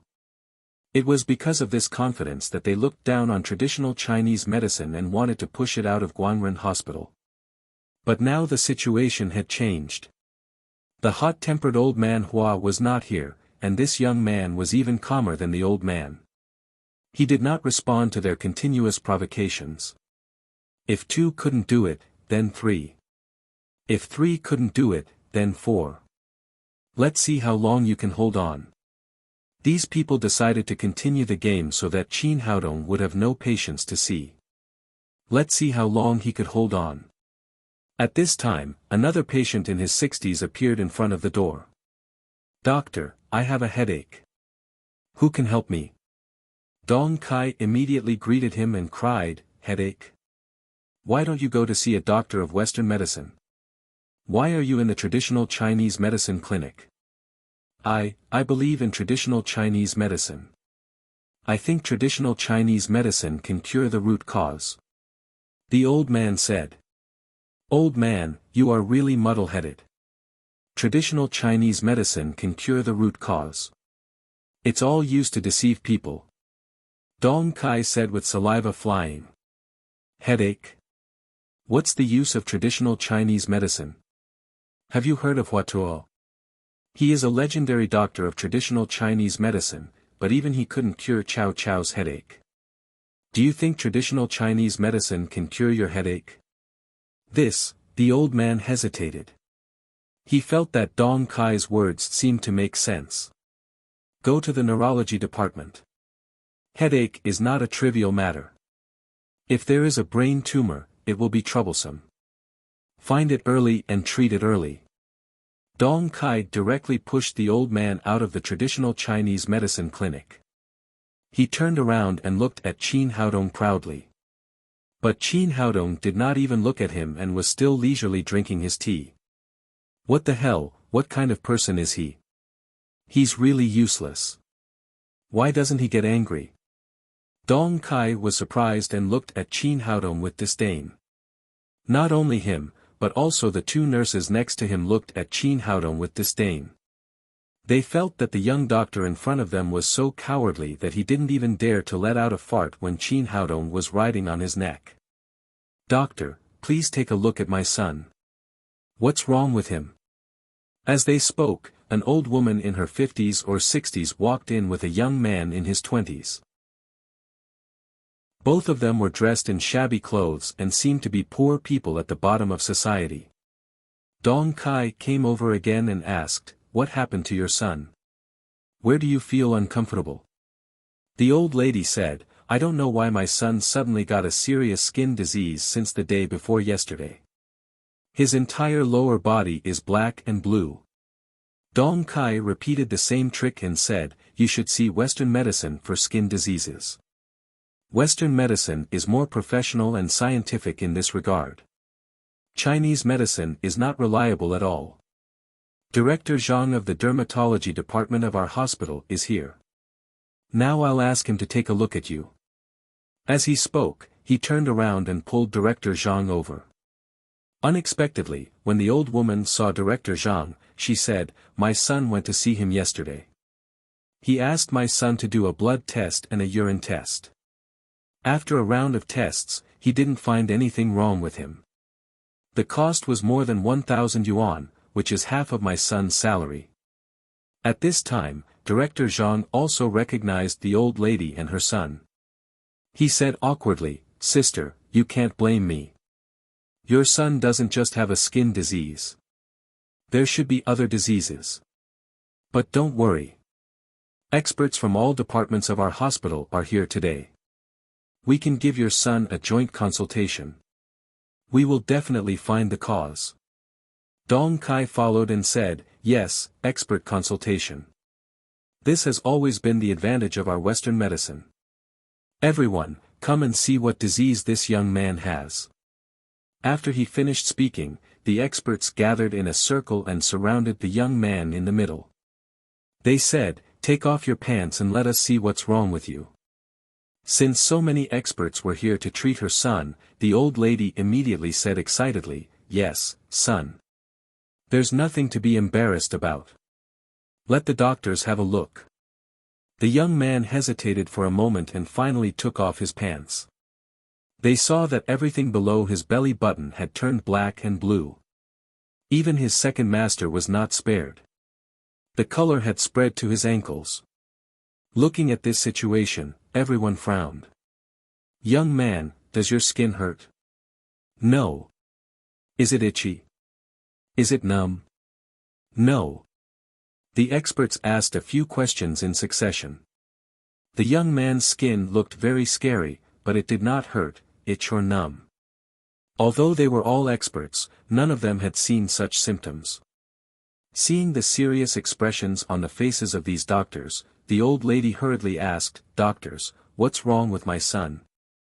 Is he seriously ill?" Director Zhao of the gastroenterology department said, "Young man, did you eat something dirty? I feel like you're poisoned." The old lady said, "That's impossible. We poor children don't often go to restaurants like you city people. We eat at home every day. We eat plain tea and rice, and I eat the same as my son. How come I'm fine?" Well, Director Zhao was speechless for a moment. Director Zhang of the dermatology department said, "Could it be an allergy? Did you come into contact with any allergens?" The young man said, "I work on the construction site every day and face bricks and cement. There are no allergens. If I were allergic, I would have been allergic long ago. Moreover, my skin is only black below my waist. If I were allergic, my whole body would have changed color. Besides, didn't you ask me to screen for allergens yesterday? There was no result." Director Zhou of the andrology department said, "Young man, do you have any dirty sex? Did you get sexually transmitted diseases?" Since these experts were speaking in such a disorderly manner, they were simply making wild guesses. The young man also lost his patience. He pulled up his pants and said angrily, "Bullsh*t, you are the one who has sexually transmitted diseases. Your whole family has sexually transmitted diseases." Director Zhou said discontentedly, "We're giving you a consultation. What's your attitude?" The young man said angrily, "Consultation my ass. I think you are all quacks. You're just making wild guesses. Especially you, it's nonsense. I don't even have a girlfriend. I'm still a virgin. How could I have sexually transmitted diseases?" Well, seeing the young man getting angry, everyone was dumbfounded. Originally, they wanted to cure the young man's disease so that Qin Haodong would have no patience to accept. However, no one could find the cause of the disease after a long time. It was so shameful. Qin Haodong put down his teacup, stood up and looked at these people with a smile. "What's wrong? Aren't you all experts? Isn't Western medicine very scientific? Why can't you cure his disease?" Director Zhang was stunned, but he still bit the bullet and said, "This is just a preliminary diagnosis. If you want to make a diagnosis, you need to go through a careful examination with sophisticated equipment. Later, young man, come back with me. I'll give him a good examination. I'll definitely find the cause of the disease." Unexpectedly, as soon as he finished speaking, the young man immediately said excitedly, "Check, check, check. You only know how to check. Yesterday's examination cost me more than 1,000 yuan. You want to check again? Doesn't the examination cost money? Will you pay for the examination for me?" Director Zhang said awkwardly, "Young man, only a precise examination can make a diagnosis. This is science. You have to believe in science." "Science my ass." The young man said angrily, "I worked hard at the construction site for a day and only earned more than 100 yuan. Then I gave all the money to you black-hearted doctors. In the end, you can't cure my disease at all. Quack. You are all quacks." Being pointed at and called quack, Director Zhang was extremely angry and aggrieved, but he had nothing to say. He really couldn't find the cause of the disease.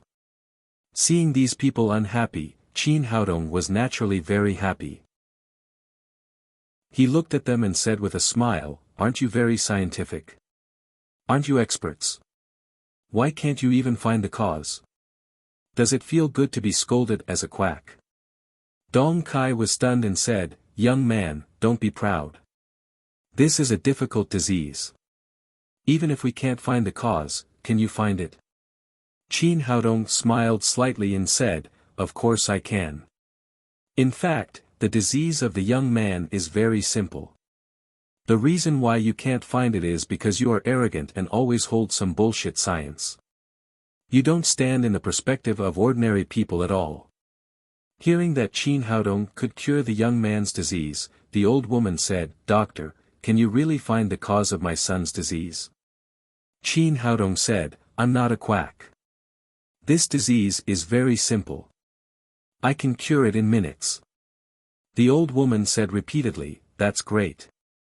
Doctor, thank you. I thank you on behalf of my son." Dong Kai immediately said, "Don't listen to his bragging. It's a lie. I don't believe that so many experts can't find the cause. He can do it. Now I'll convince you all." After that, Qin Haodong said to the nurse next to him, "Get a basin of water and a piece of soap." The nurse didn't understand what he meant. Why did he need water and soap to see a doctor?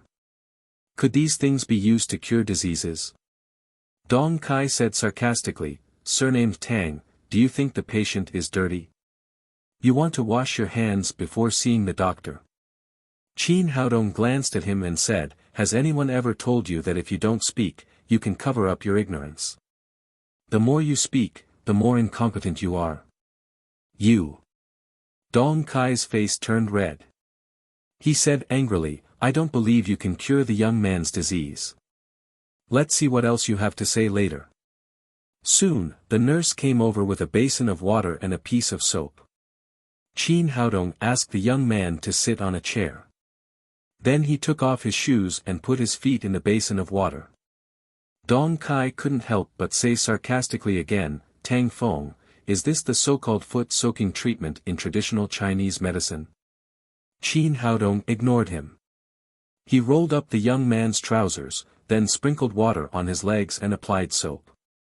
Just when everyone was wondering what he was doing, they suddenly found that the color of the young man's legs began to fade rapidly, revealing the original yellow skin. The old woman asked in surprise, "Doctor, what disease does my son have?" Qin Haodong stood up and said with a smile, "Your son is not sick at all." Director Zhang cried, "That's impossible. I have 20 years of medical experience. If a person is not sick, his skin can't be that color. You must have done something to the water and put illegal drugs in it, right?" Qin Haodong looked at him as if he was looking at a fool. He said jokingly, "Shut up, idiot. How can you be a dermatologist with 20 years of medical experience? Can't you see that it's just his underwear that's faded?" Chapter 382. Director Zhang was stunned and then cried, "What? Who are you kidding? My underwear is fading. Can underwear fade? People like you have never lived a hard life. Of course, you don't know that inferior underwear will fade." Qin Haodong turned to the young man and asked, "Your underwear is no more than 20 yuan, right?" The young man did not speak, and the old woman said with some embarrassment, "Dr. Tang, this pair of underwear is only 8 yuan. My son hasn't married yet. I want to save more money for him so that he can get a wife in the future, so I usually spend a little less. I didn't expect to make such a fool of myself." Qin Haodong said, "It's nothing. Go back and change into underwear, take a shower, and everything will be fine.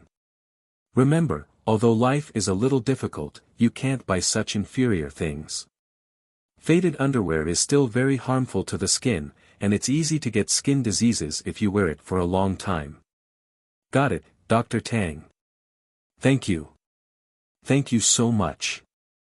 I'll pay attention in the future. The old woman and the young man thanked Qin Haodong again and again. After putting on his shoes again, the young man turned his head and pointed to Director Zhang's nose and cried, "Quack, I'm not sick at all. You cheated me of more than 1,000 yuan. Give me back my hard-earned money." Director Zhang said with embarrassment, "Well, the hospital took the money, and I can't give it back to you. Son, forget it. Let's go home." In the end, it was the old woman who dragged the young man out of the traditional Chinese medicine consultation room. Before they left, the young man spat at Director Zhang and the others. "You can't even tell that the color of your underwear has faded. How dare you call yourself an expert?" Seeing the two people leave, the experts' faces were burning. They had originally come to slap Qin Haodong in the face, but they didn't expect to be slapped in the face by such a dramatic plot. The most sad thing was that they were defeated by a pair of underwear. These people had no face to stay there any longer. They turned around and were about to leave, but they heard Qin Haodong say, "Wait a minute. Who said you could leave?" Dong Kai was angry. Qin Haodong's performance just now made him think that this person was weak and easy to bully. He turned his head and roared, "I can come and go as I please. You can't control me." Before he could finish his words, Qin Haodong reached out and poked him in the chest. Then he stood there like a wax figure and could not move anymore. Realizing that he had lost control of his body, Dong Kai was frightened. He cried in horror, "What are you doing? Let me go." Director Zhao stepped forward and said, "Hurry up and let him go. Do you know that this is a personal attack? You have to bear legal responsibility." Before he finished speaking, Qin Haodong also hit his acupoint. In the blink of an eye, the 7 or 8 people who had just come to the traditional Chinese medicine clinic to provoke were all standing there like wax figures, unable to move. Only their mouths could still speak. You can do it once or twice, but you can't do it 3 or 4 times. As Chinese, you should understand this principle. But you've challenged my bottom line time and again. If I don't teach you a lesson, you'll really think that I'm a sick cat. Qin Haodong stood with his hands behind his back and looked at the people in front of him playfully. Aren't you believers of science? Didn't he swear that the meridians of Chinese medicine don't exist at all and that acupoints are nonsense? Now I've hit your acupoints. Let's go. Show me if you have the ability. Although these people were doctors, they had never felt the feeling of being hit on their acupoints. They were all shocked and shouted, "Qin Haodong, you can't do this. Let us go." Qin Haodong walked around them and said sarcastically, "Aren't you believers of Western medicine? Aren't you medical experts? Now explain it to me. What's the reason? Why didn't you move when I pointed at you with my finger? Are you cooperating with me to perform magic?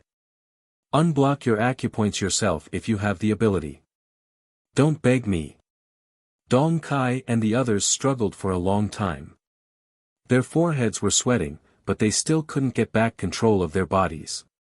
At this time, they completely understood the power of traditional Chinese medicine. They knew that the hitting of acupoints was not fake, but real. Standing like zombies was not a solution. Director Zhao was the first who couldn't help but say to Qin Haodong, "Dr. Tang, I was wrong. I'm begging you, let us go." As soon as he started, the others also followed him to beg for mercy. "Yes, Dr. Tang. It's our fault today. Please let us go. We used to have a misunderstanding about traditional Chinese medicine. Now we know that acupoints really exist." Since these people had changed their attitude, Qin Haodong glanced at them and sneered, "Now you know you're wrong. We know we're wrong. We know we're wrong. We admit our mistakes. We sincerely apologize to you and to traditional Chinese medicine." These people said hurriedly. They didn't have the demeanor of a chief expert just now. Admit your mistakes. Apologize?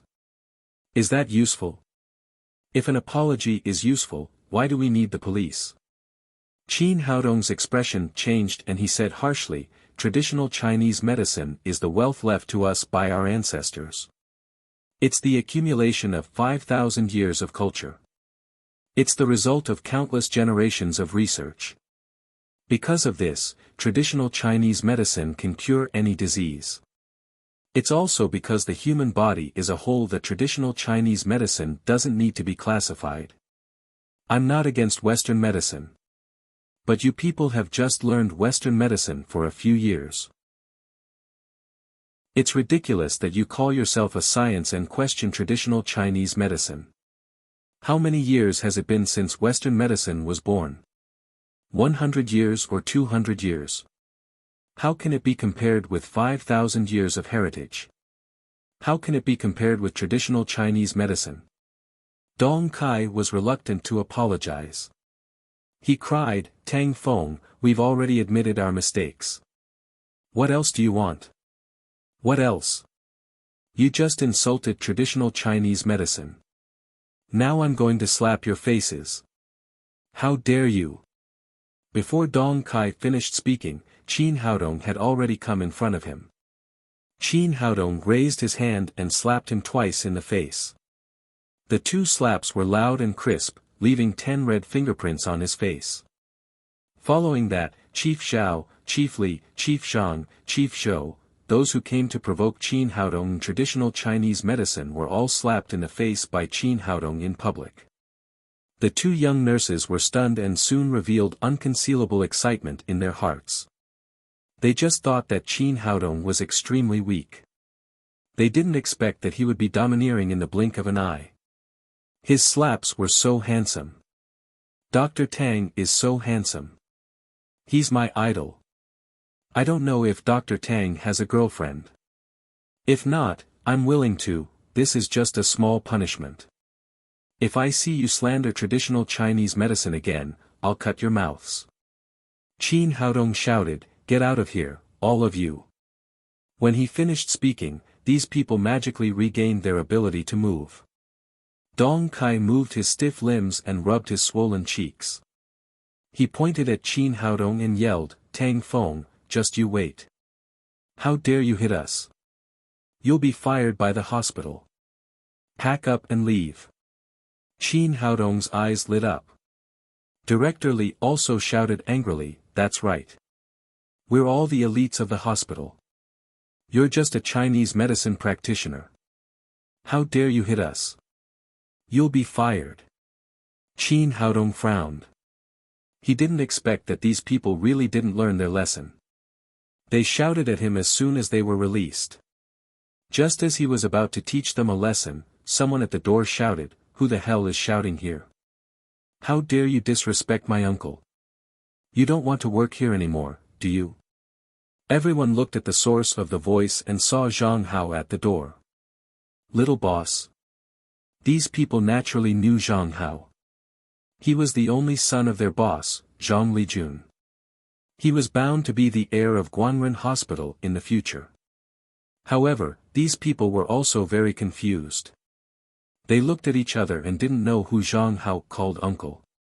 Dong Kai was puzzled.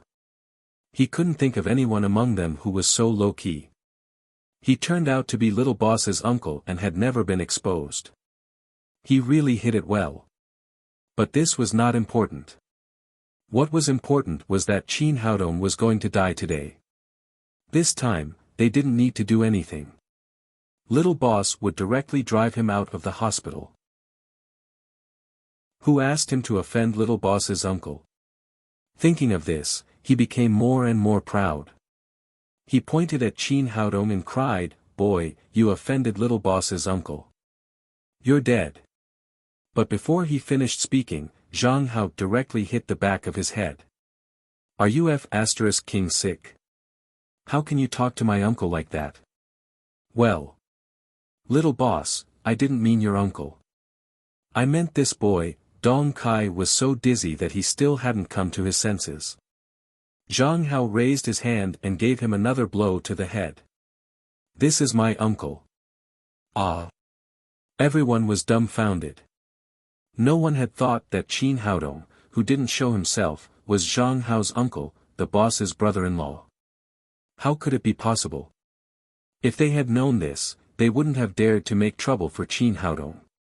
The hospital belonged to other people, but they came to provoke the boss's uncle. Weren't they stupid?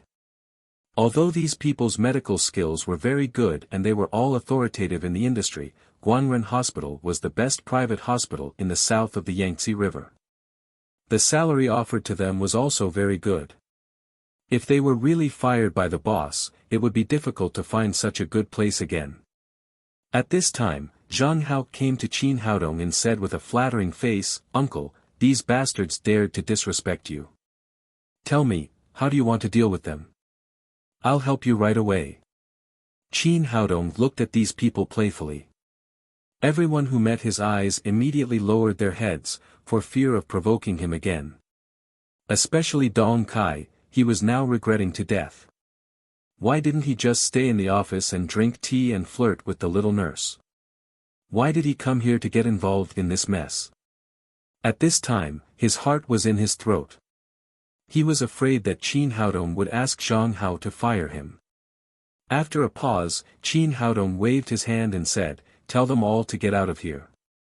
Don't come to the traditional Chinese medicine clinic again." Zhang Hao was originally a playboy, so he naturally wouldn't be polite to these people. He immediately shouted, "Did you hear that? My uncle asked you to get out of here. Get out now.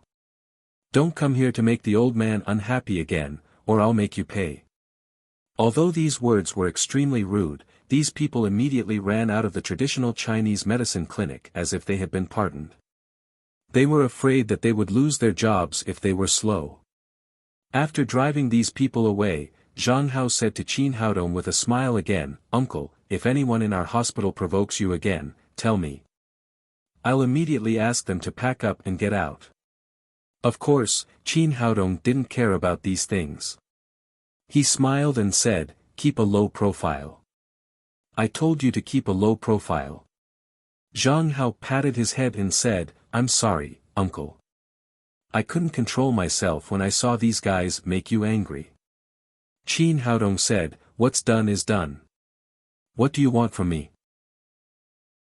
Zhang Hao said, "Uncle, today is Rubing's birthday. I want to discuss with you what gift to give her."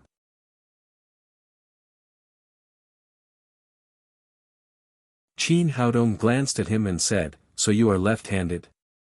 Ever since he learned that the serial killer was left-handed, he had been particularly sensitive to people's left and right hands. Just now, Zhang Hao had used his left hand to drink the tea.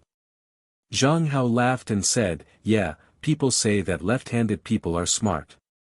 I got it from my dad. My dad is very smart, and he's also left-handed." After that, Zhang Hao drank 2 more cups of tea in a row, then said goodbye to Qin Haodong and left the traditional Chinese medicine clinic. There were not many patients in the morning. After Qin Haodong treated a few more patients in a row, it was lunchtime. Guangren Hospital had its own staff cafeteria. He went downstairs to the cafeteria for lunch. As soon as he got downstairs, he met Fong Yuqi. Fong Yuqi's face was a little pale and a little tired. When she saw Qin Haodong, she said, "Dr. Tang, let's eat." Qin Haodong laughed and said, "Yes, what a coincidence.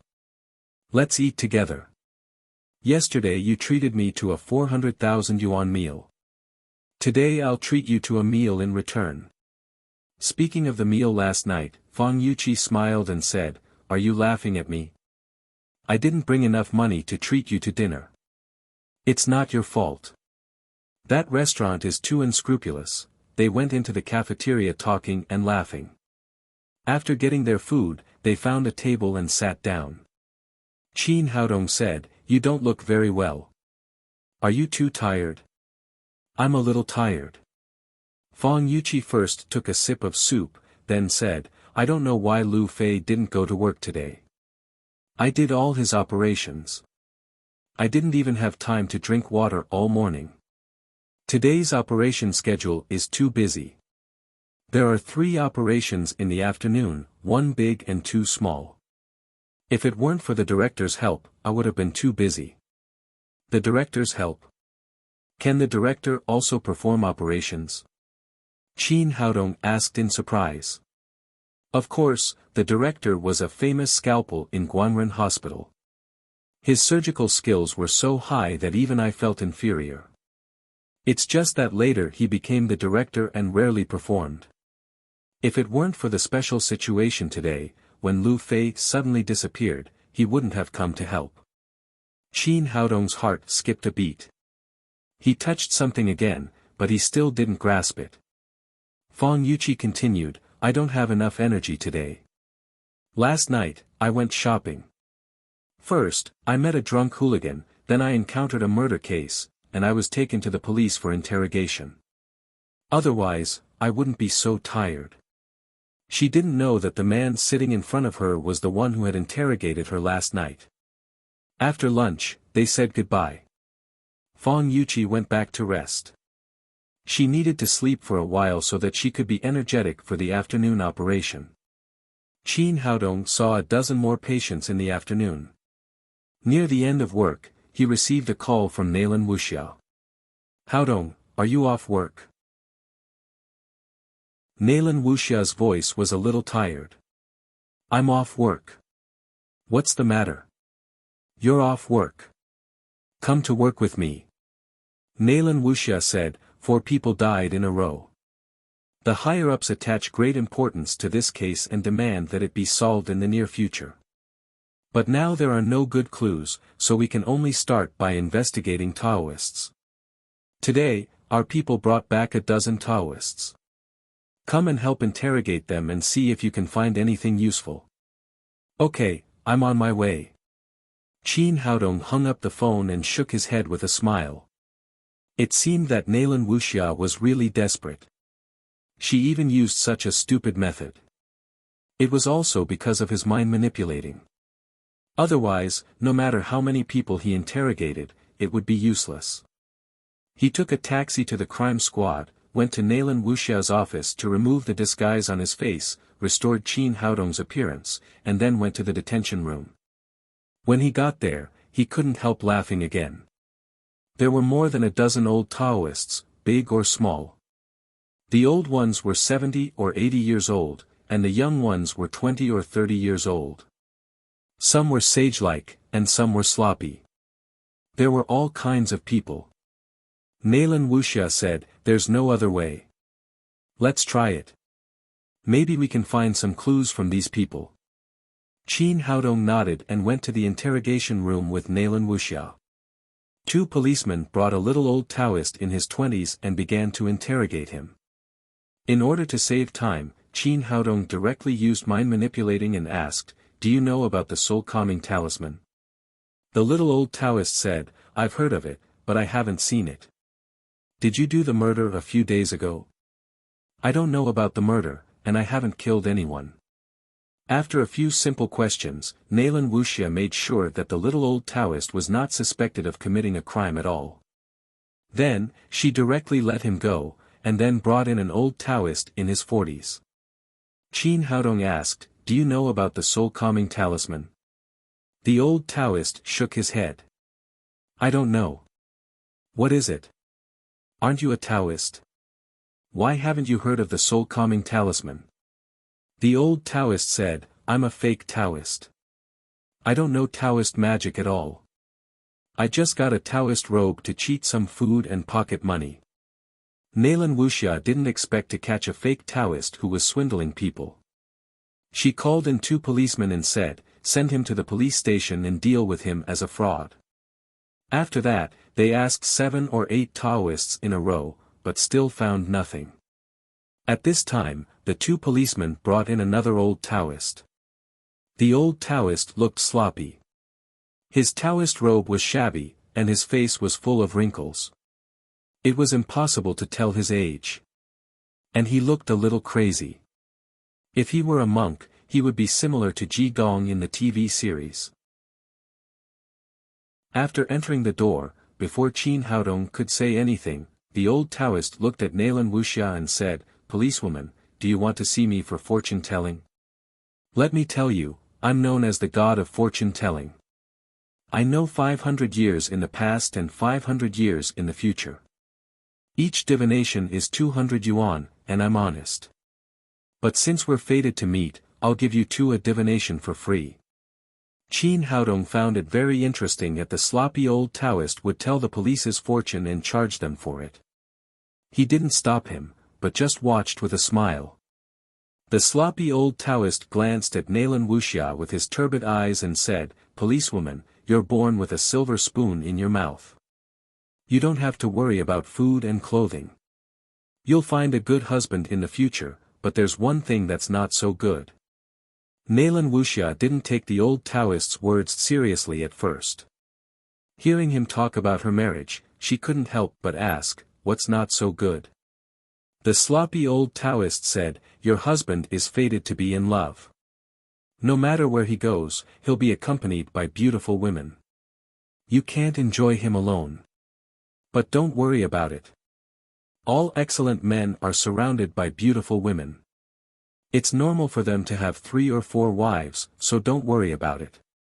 After hearing the old Taoist's words, Nalan Wuxia's heart skipped a beat. She couldn't help glancing at Qin Haodong. The man she liked was so perfect that she couldn't find fault with him. Besides, he was surrounded by beautiful women. It seemed that it was true. "Young man, I'll also give you a divination for free." After the old Taoist finished speaking, he looked at Qin Haodong with his turbid eyes again. Suddenly, a light flashed in his eyes, but it disappeared in a very short time. If Qin Haodong didn't have a strong spirit, he wouldn't have felt it. Qin Haodong was shocked in his heart. At this moment, he was sure that the sloppy old Taoist was definitely a hermit master, even to an unimaginable level. After entering the threshold of covert power, he could easily see through the cultivation of supreme power masters with his strong spirit, but he couldn't see through the old Taoist. Could it be that the old Taoist had surpassed the supreme power? It was impossible to reach this level in a place like the earth, where the spiritual qi was scarce. Did he just see it wrong? However, in this way, he didn't dare to use mind manipulating on the old Taoist again. Mind manipulating was useful, but it had its limits. He had to ensure that his spiritual power could crush the old Taoist, or he would encounter a strong backfire. While he kept guessing, the old Taoist also showed a puzzled face and murmured, "Strange, really strange. There's even a face that I can't see through." Nalan Wuxia didn't know what they were thinking. Seeing that the old Taoist didn't say anything, she asked, "Taoist, why don't you speak? What's his fate like? How many women are there in his life?" This was what she cared about most. She felt that the old Taoist was really something, so she couldn't help asking. Chapter 384. I'm ashamed. I'm really ashamed. The old Taoist shook his head and said, "I can't see through this man's face. This is the first time I've encountered such a thing since I started practicing the 5 elements divination." Qin Haodong was shocked again. He was reborn in another body, which was equivalent to changing his fate. Naturally, he couldn't predict his future. However, the slovenly old Taoist could even see through this. From this point, he was different from those Jianhu swindlers. Nalan Wuxia didn't know this. The old Taoist said that Qin Haodong's fate couldn't be predicted, which made her suspicious again. She couldn't help asking, "Are you a fortune teller or not?" The old Taoist priest regained his crazed expression and said, "Of course, I can predict the future of anyone except this benefactor." Nalan Wuxia was confused about whether the fortune the old Taoist had just calculated for her was accurate or not. To verify it, she said, "I mean, can you predict a person's birth time?" The old Taoist said, "Of course, but there's a fee. 200 yuan for each hexagram.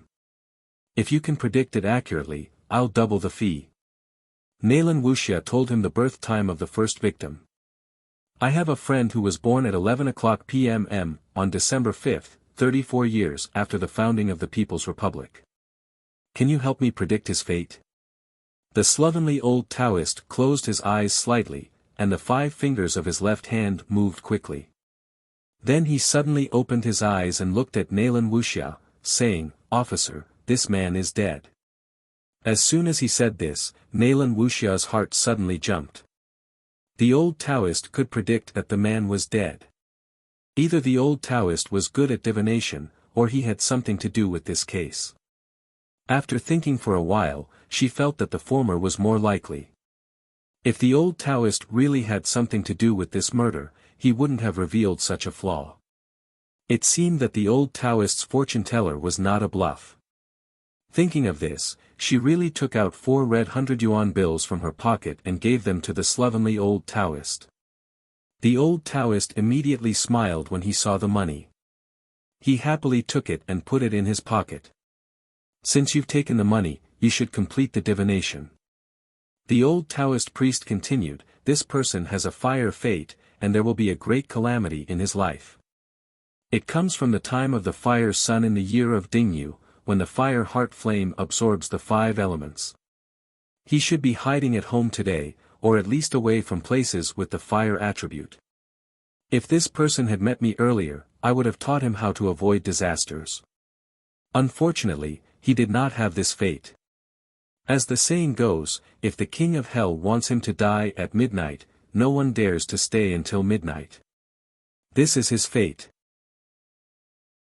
The old Taoist priest's 5 fingers twitched a few more times as he said, "This person must have suffered quite a calamity. His limbs would have been mutilated after his death. With his fire elemental life providence and the fact that he died on such a special day, it seems like his fire elemental heart was damaged." After he finished the calculation, Nalan Wuxia was stunned. The old Taoist was so powerful that he could calculate the situation of the deceased clearly. Qin Haodong was also quite shocked. It seemed that the old Taoist was indeed a rare hermit master. Seeing that the old Taoist was so accurate, Nalan Wuxia asked excitedly, "Taoist, can you figure out who the murderer is? As long as you can figure it out, I'll give you 10 times, no, 20 times the amount of divination money." The old Taoist looked at her and said, "Although I'm an ironclad fortune-teller, I'm not an immortal. How can I calculate so much? If you can know the murderer's birth date in 8 characters, I can calculate for him." Nalan Wuxia looked disappointed. If she knew who the murderer was, she would have arrested him long ago. There would be no need for her to calculate. At this time, she thought of the purpose of bringing the old Taoist to the interrogation room, so she turned to look at Qin Haodong. Qin Haodong shook his head and said, "Let the Taoist go." Now it seemed that this case could not have been done by the scruffy old Taoist. In other words, even if it was done by the old Taoist, with his current cultivation, he did not dare to use the mind-manipulating skill on the old Taoist.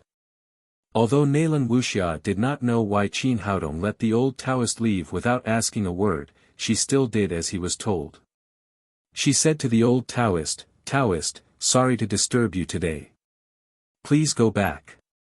Hearing that, the old Taoist immediately said to Qin Haodong with a smile, "Young man, you are good. I owe you a divination just now. Now I'll give you a hint.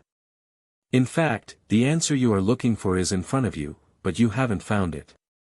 After saying that, the scruffy old Taoist laughed and left the interrogation room. "The answer I am looking for is in front of me, but I haven't found it." Recalling the old Taoist's words, Qin Haodong had the same feeling again. It seemed that he had grasped the key to the problem, but he was just a little bit away. Since the old Taoist said that he would give him a hint, he must have found something. What did he find?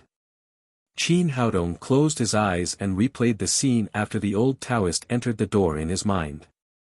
Nalan Wuxia knew that he was thinking about something, so she did not disturb him, nor did she ask the police to bring in other old Taoists. After entering the door, the old Taoist first calculated for Nalan Wuxia, which should have nothing to do with the case.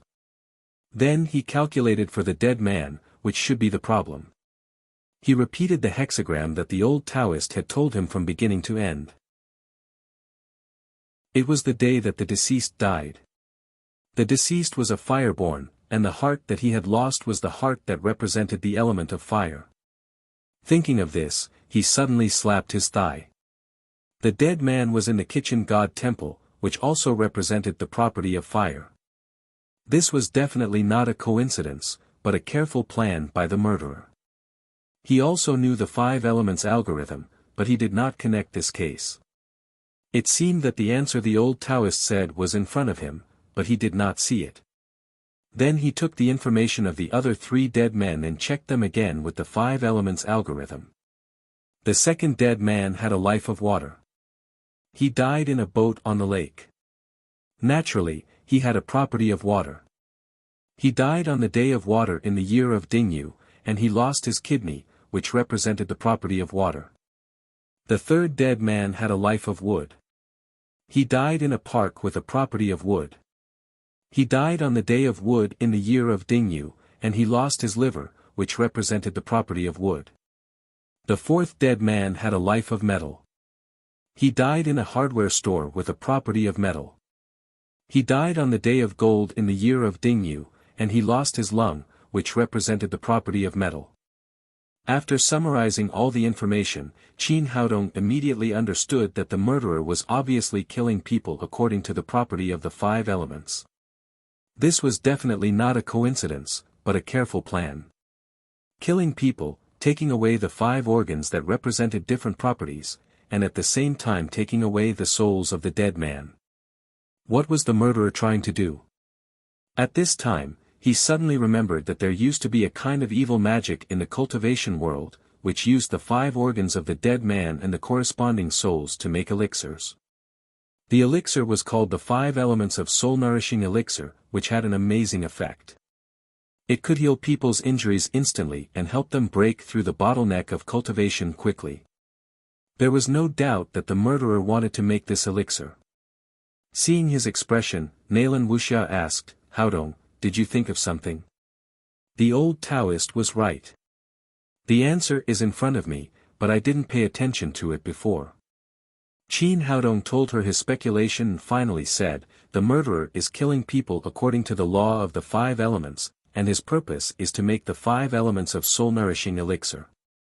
The time of killing is not 3 or 2 days apart, but according to the order of metal, wood, water, fire, and earth. That is to say, the next crime will be committed on the Earth Day of Dingyu. Nalan Wuxia asked, when is it? Qin Haodong counted with his fingers, and his expression suddenly changed. The Earth Day is today, and the Earth Hour is 2 hours later. What? That is to say, the murderer will kill again in 2 hours. We can't just limit our attention to the medical personnel of Guanren Hospital. Since the murderer has started to commit the crime, he should have made a detailed plan before. Maybe he already has a suitable target in mind. This person may be his friend or someone he knows. Nalan Wuxia said anxiously, what should we do? We have no direction at all now. At this moment, Qin Haodong's mobile phone rang. He glanced at it and found it was his aunt, Li Shulan. Aunt, what's the matter? Haodong, today is your sister's birthday. She is in Jiangnan City. Help me buy her a gift. Yes, aunt. Qin Haodong suddenly asked, Aunt, what time was my sister born? She was born at 9:00 in the evening. Qin Haodong's expression suddenly changed. Wang Rubing was born in an earthy year and earthy day. Coupled with this hour, it completely met the conditions of the murderer. Chapter 385. Thinking of this, Qin Haodong couldn't help but feel creeped out. He asked again, Aunt, did you remember it wrong? Li Shulan said, what are you talking about? Aunt is not a dotard. How could she forget her daughter's birthday? That's right. Your sister was born at 9:00 in the evening.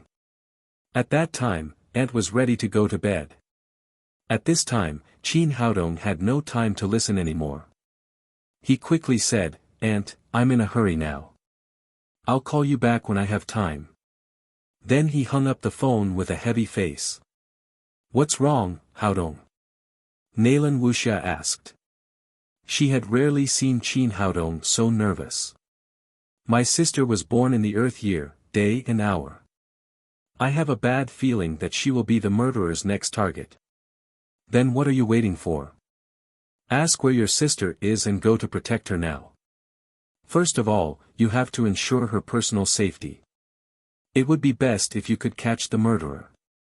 Qin Haodong nodded, took out his mobile phone and dialed Wang Rubing's number. He asked, "Sister, where are you?" Wang Rubing said excitedly, "I'm with Zhang Hao. He said he would give me a special birthday tonight." Qin Haodong said, "Tell me where you are. I'll come to you now."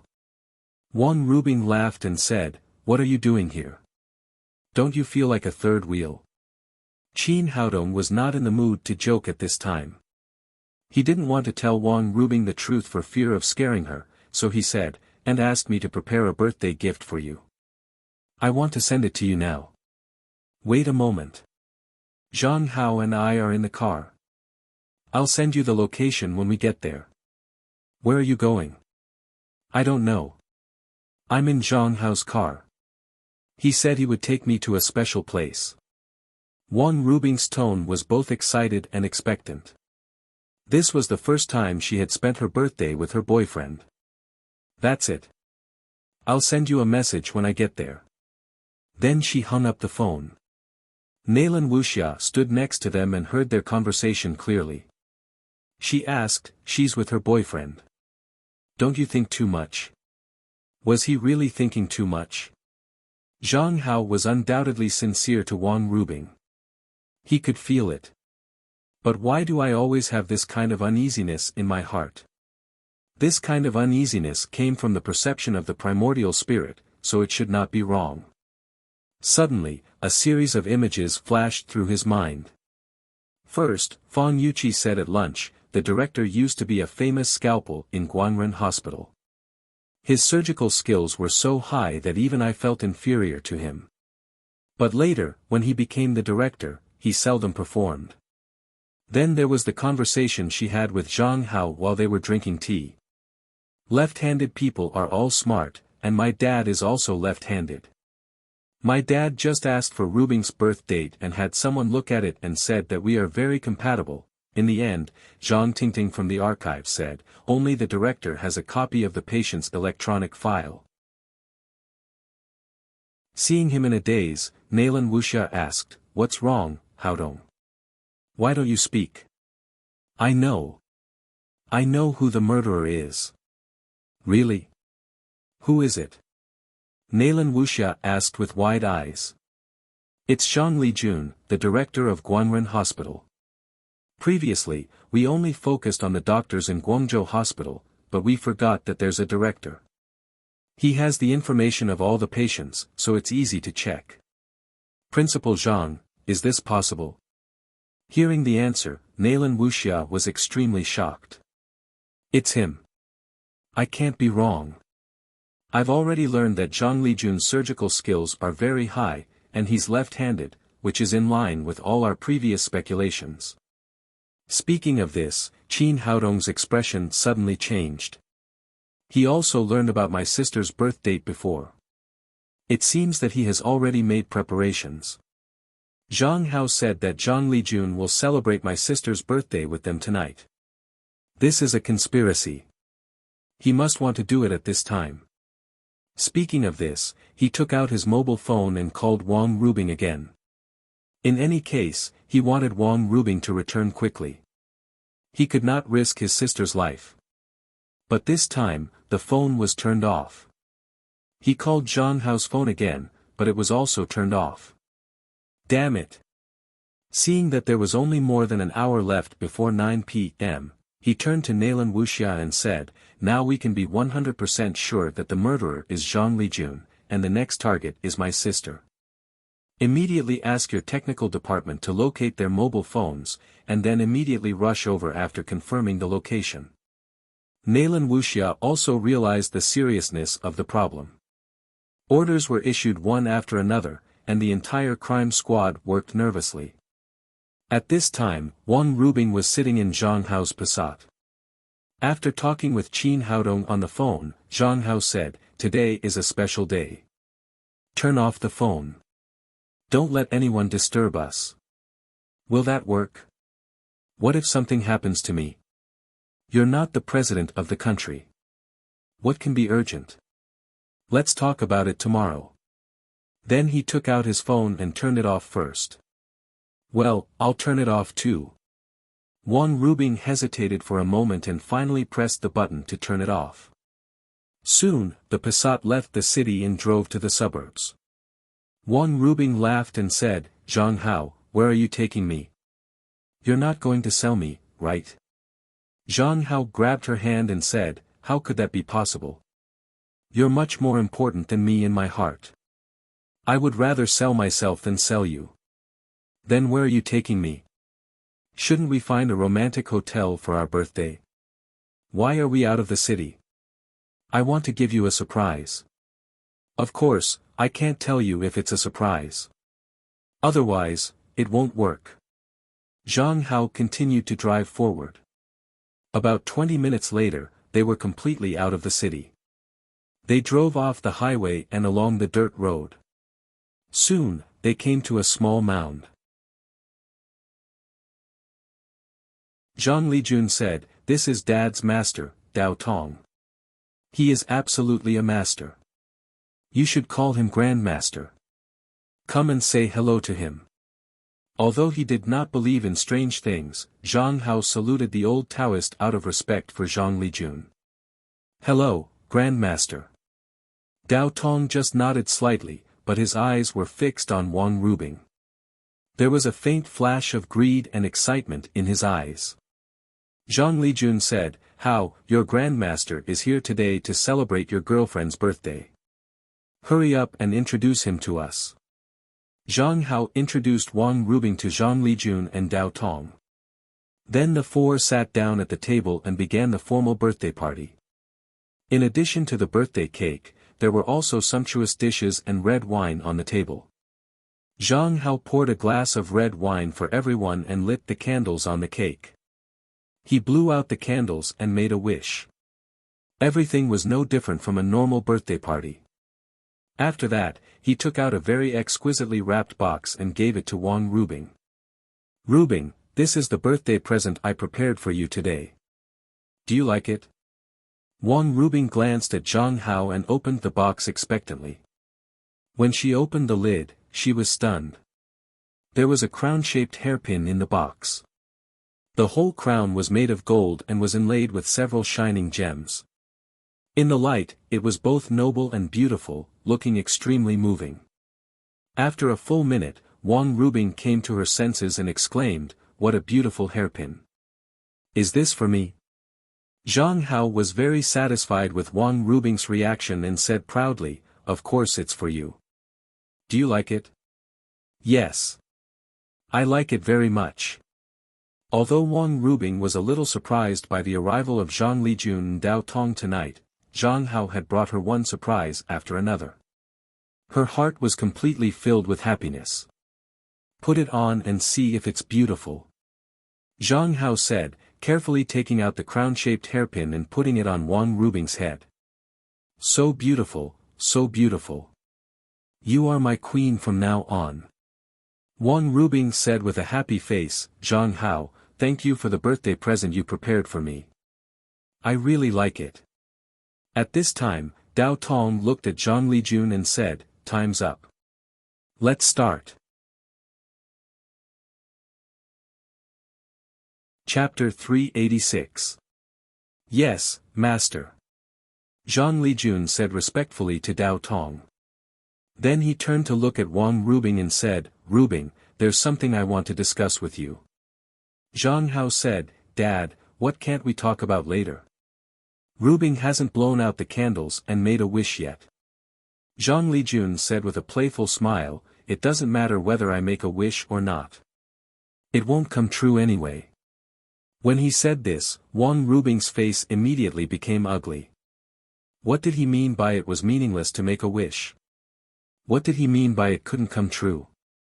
Zhang Hao said discontentedly, "Dad, today is Rubing's birthday. How can you say that?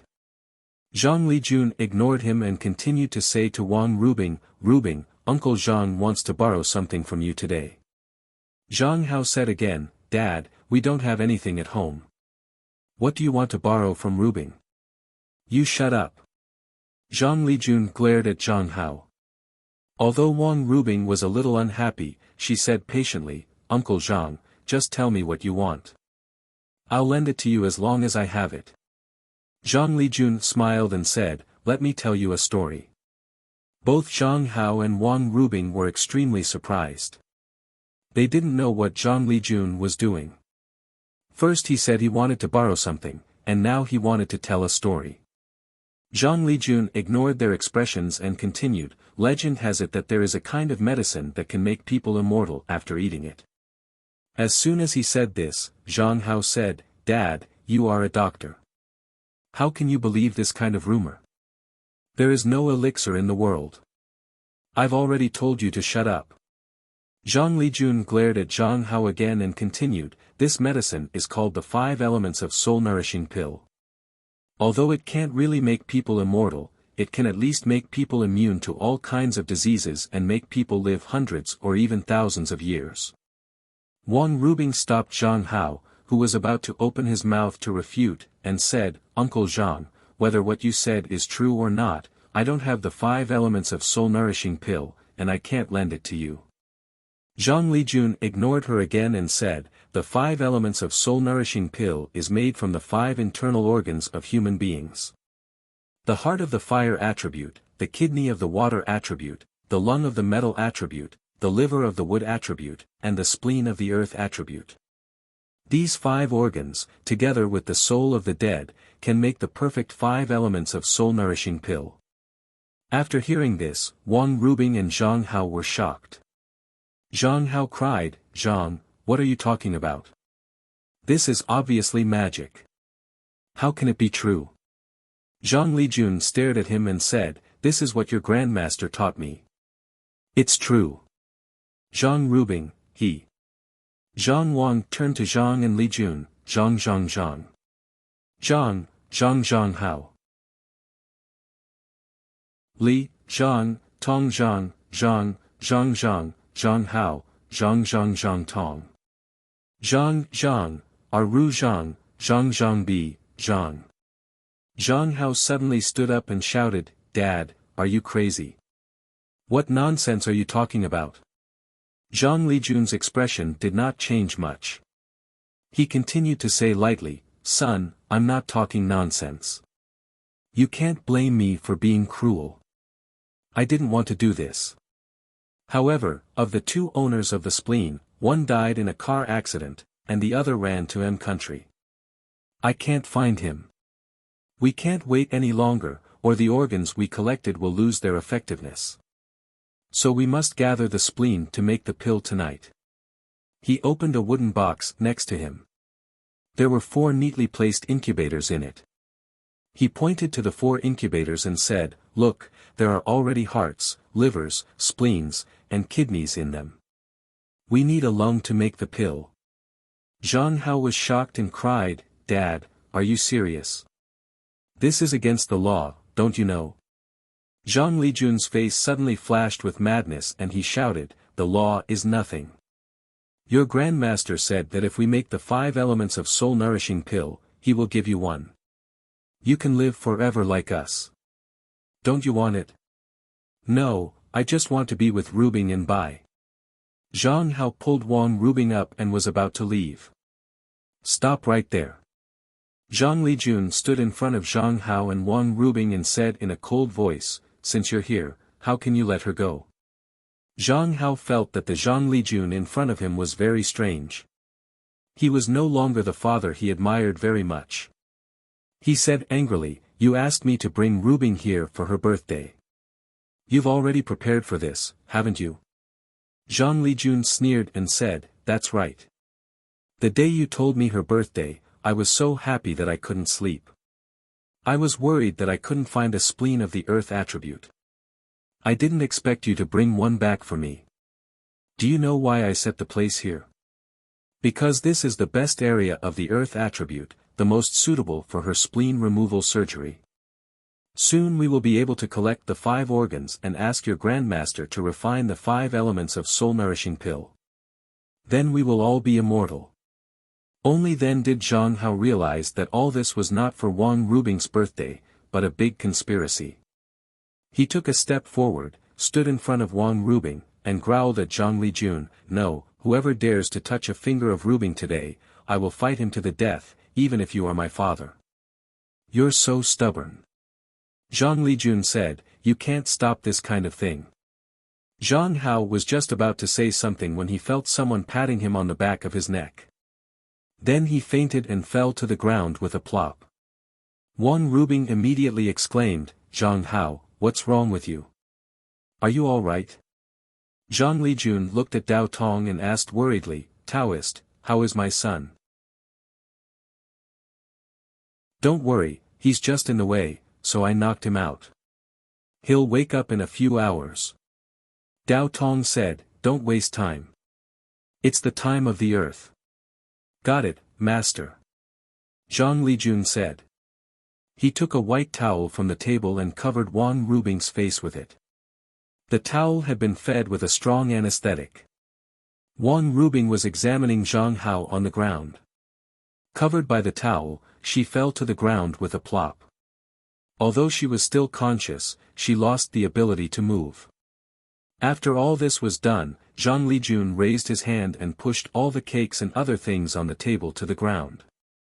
Then he picked Wang Rubing up and put her on the table. The dining table was 2 meters long, and there was a large space above Wang Rubing's head.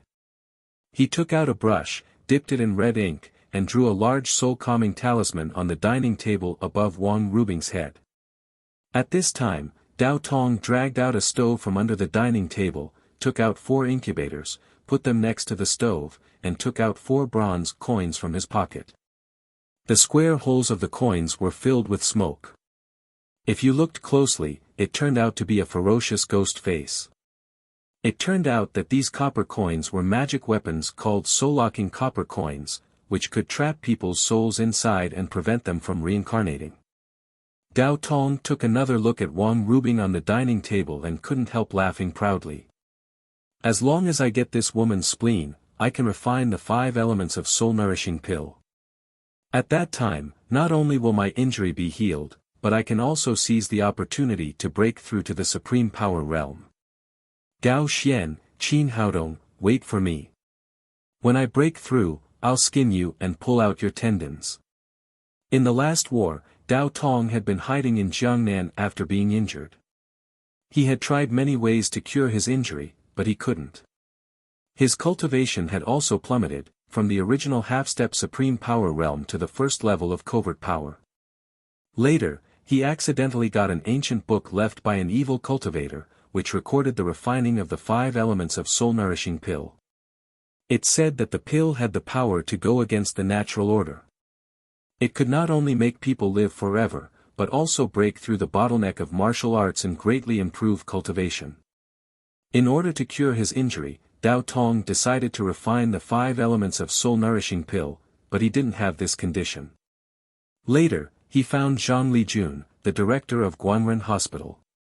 He first threatened Zhang Lijun with poison, and then used longevity as bait to make Zhang Lijun willing to be his accomplice. It seemed that God was helping him. Everything went so smoothly. In a few hours, Dao Tong would be able to get the 5 elements of soul-nourishing pill. Looking at Wang Rubing lying in front of him, Zhang Lijun was also excited. Although he had a rich family and was the director, it was not as tempting as immortality. As long as he could eat the 5 elements of soul-nourishing pill made by Dao Tong, he could enjoy the world for a longer time. He took out a shiny scalpel from his pocket and was about to cut Wang Rubing's waist. At this moment, a cold voice suddenly came from behind, "If you dare to touch my sister, I will make you wish you were dead." Dao Tong and Zhang Lijun were startled. They looked back and saw Qin Haodong standing behind them with a murderous look. "Your sister. The heavens really have eyes, sending your sister to me." Dao Tong did not panic at all when he saw Qin Haodong. On the contrary, he was very excited. The last time they fought, Qin Haodong was only at the level of the 9th level of overt power.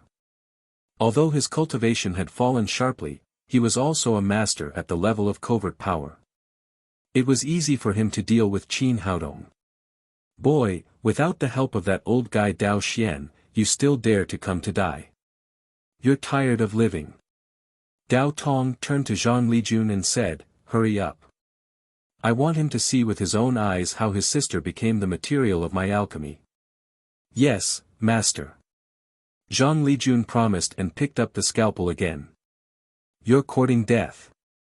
Qin Haodong gave a cold shout and tapped the ground with his toes. A fist-sized piece of soil flew out and hit Zhang Lijun in the chest. Under the violent impact, although the soil was torn apart, Zhang Lijun flew back 6 or 7 meters and fell to the ground with a bang, as if he had been hit by a cannonball. He was just an ordinary person. After suffering such a heavy blow, there was a sharp pain in his chest.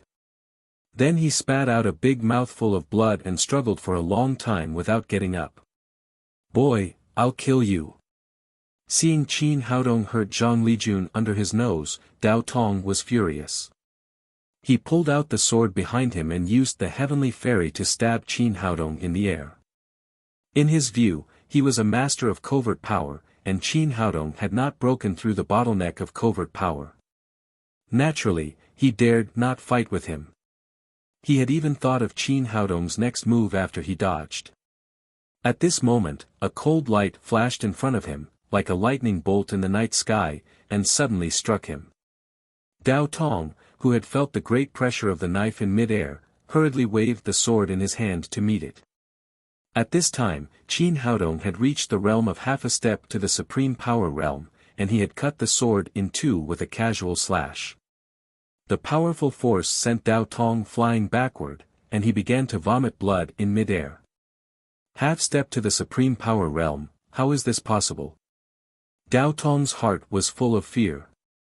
He couldn't figure out how Qin Haodong's cultivation had improved so much in just a few days. Even in his heyday, he might not be able to win.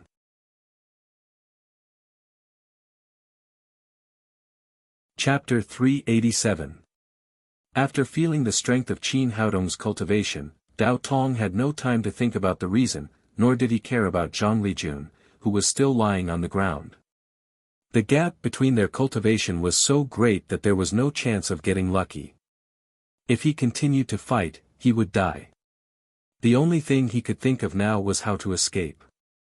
Boy, you wait and see. I'll make you pay for what you did today 10 times sooner or later. Dao Tong looked at Qin Haodong fiercely.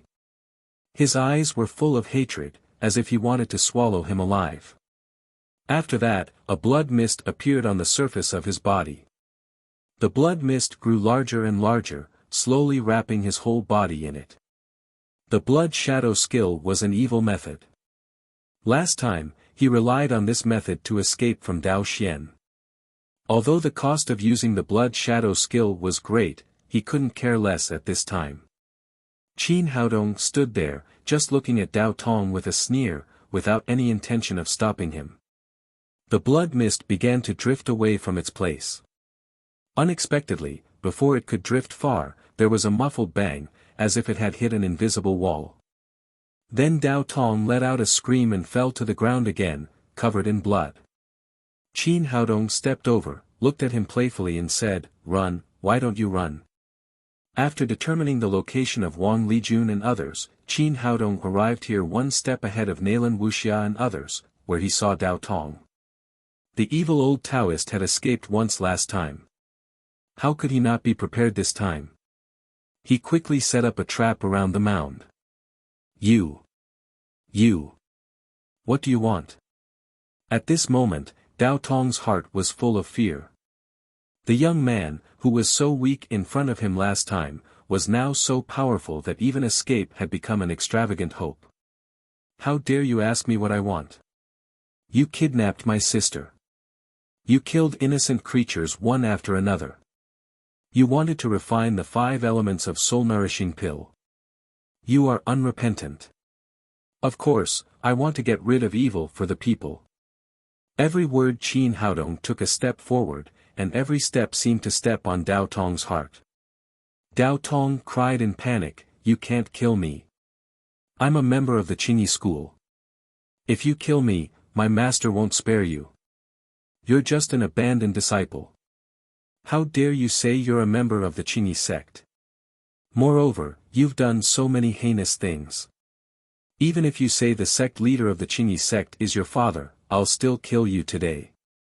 Qin Haodong stretched out his right hand, and the 1,000 blades appeared in his palm. It turned into a flash of lightning and cut toward Dao Tong. Dao Tong grabbed the broken sword in his hand and tried to resist desperately, but the gap between them was too big. His blood-drawing skill had consumed a lot of his pneuma. Before he could see what was going on, he felt a pain in his waist. The 1,000 blades had been inserted into his ribs. Ah! Dao Tong let out a heart-wrenching scream and stepped back, clutching his wound. "Didn't you want to cut off my sister's spleen? I'll destroy your spleen first." Qin Haodong pierced Dao Tong's spleen with his sword, and then the 1,000 blades turned into a cold light again and pierced Dao Tong's liver. Then there were a few more screams. The 1,000 blades pierced the old Taoist's liver, kidney, and lungs one after another. "You can't kill me. Please, let me go." Dao Tong was injured one after another and covered in blood. He had long lost his sage-like demeanor. Although he had been forced into desperation by Dao Xian several times before, he knew that Dao Xian would not kill him. But this time was different. He had smelled death from the young man in front of him. Go to hell. Whether it was refining the 5 elements of soul-nourishing elixir or kidnapping Wang Rubing, Qin Haodong had made up his mind to kill Dao Tong. The 1,000 blades in his hand flashed and turned into a flash of light, stabbing Dao Tong's heart. At this time, a loud shout came from the side, "Spare him." Although the voice was still 100 meters away, it was full of energy. It came from a master of internal strength. Then, a figure galloped toward this side in the night. But Qin Haodong ignored it. No matter who came today, Dao Tong must die. This evil old Taoist must not be left alive. The 1,000 blades did not stop. It directly pierced Dao Tong's heart and penetrated his heart. Dao Tong spat out a big mouthful of blood, then fell to the ground on his back, his eyes full of unwillingness. He had always felt that he was superior and could decide the life and death of others at will, but he never really thought that he would be killed one day. Now the day had come. The young man had no scruples about piercing his heart. Qin Haodong killed Dao Tong and looked back at the source of the voice. At this time, the black shadow had come to him. It was Dao Xian, Dao Tong's senior brother. Dao Xian looked at Dao Tong, whose internal organs had been pierced, and let out a deep sigh. "Immeasurable Lord, junior brother, I'm still late. You've killed too many people. This is also God's will." Qin Haodong said, "Taoist priest, Dao Tong killed people and took their internal organs to refine the 5 elements of soul-nourishing elixir. I've cleaned up the sect for you." After that, he began to be secretly on guard, not knowing what Dao Xian's attitude would be. Dao Xian sighed again and said, "My little friend, I know Dao Tong has his reasons for dying. I don't blame you for killing him, but he is a member of the Qingyi school after all. Please allow me to take his remains back to the head." "Yes." Qin Haodong agreed without hesitation. Death was like a lamp going out. Dao Tong was dead, so there was no need to care about his body. Moreover, he had a very good impression of Dao Xian. If it hadn't been for the old Taoist's help last time, he and his daughter would have died in the hands of Dao Tong.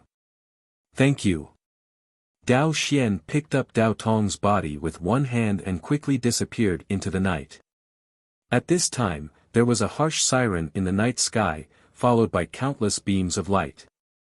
A police car surrounded the mound, and Nalan Wuxia rushed over with dozens of armed special police officers. She ran to Qin Haodong and asked eagerly, "How is it? Is Rubing all right?" She's fine. Fortunately, I came in time.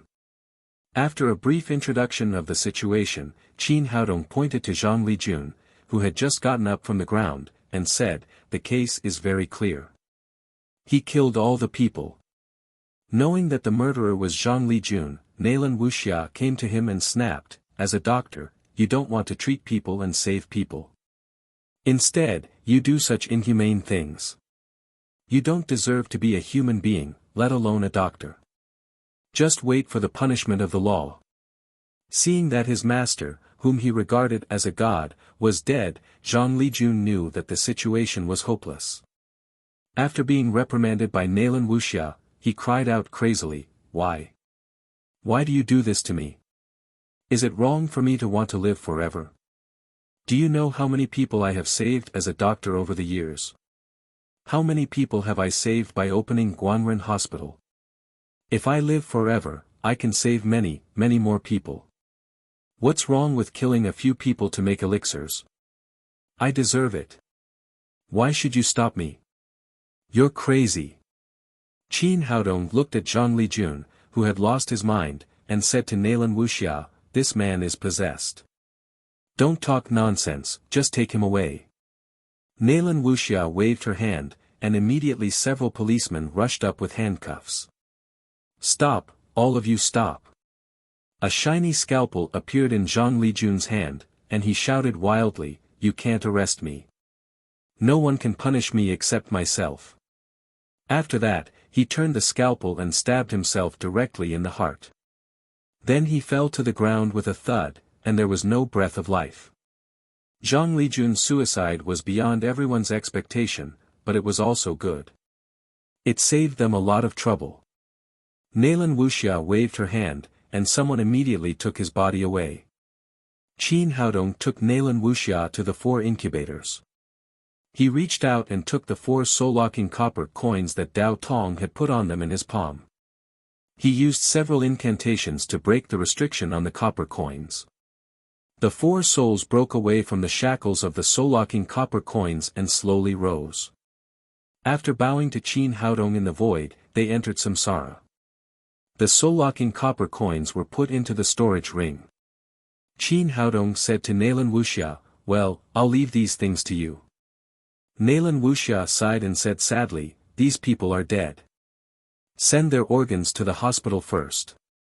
We'll discuss how to deal with them after contacting their families."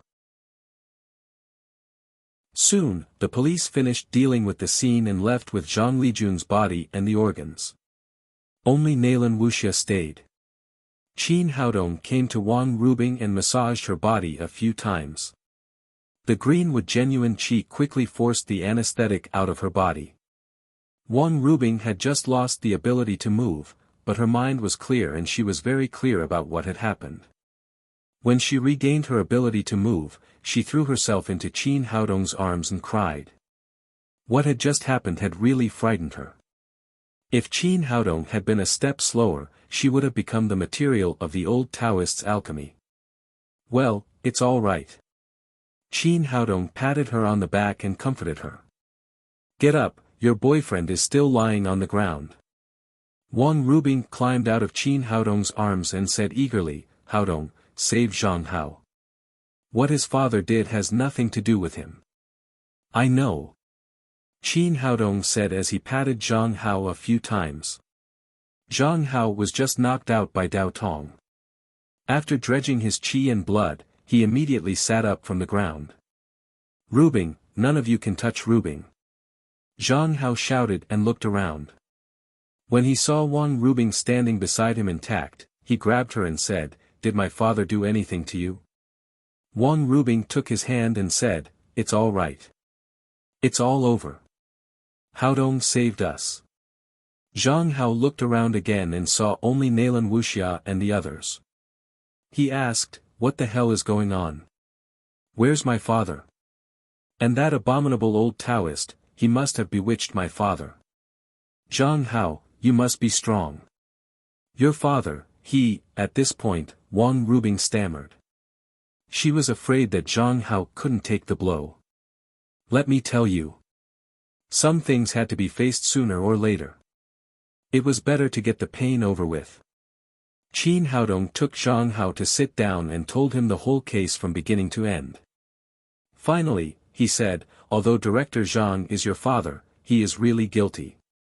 He killed 4 innocent people in succession and finally committed suicide to escape punishment. How could this be? How could this be? Zhang Hao's face was pale, and his expression was dull. He kept repeating these 2 sentences. What happened tonight was too much of a blow to him. Wang Rubing looked at Qin Haodong and said worriedly, "Is Zhang Hao all right?"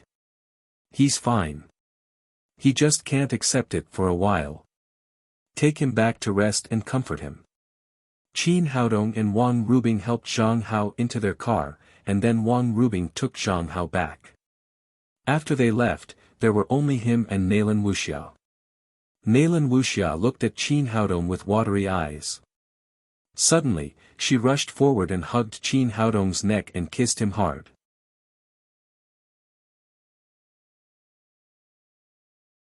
Chapter 388. Qin Haodong was a little surprised, but a man couldn't admit defeat in this kind of thing, so he immediately kissed back. After a long time, the two slowly separated. Nalan Wuxia was still holding Qin Haodong's neck, her forehead touching his forehead and the tip of her nose touching his nose. She whispered, "Thank you for helping me again." She knew very well that if Qin Haodong hadn't quickly found the clues to solve the case, Zhang Lijun would have killed the 5th person and wouldn't have done any more cases in the future.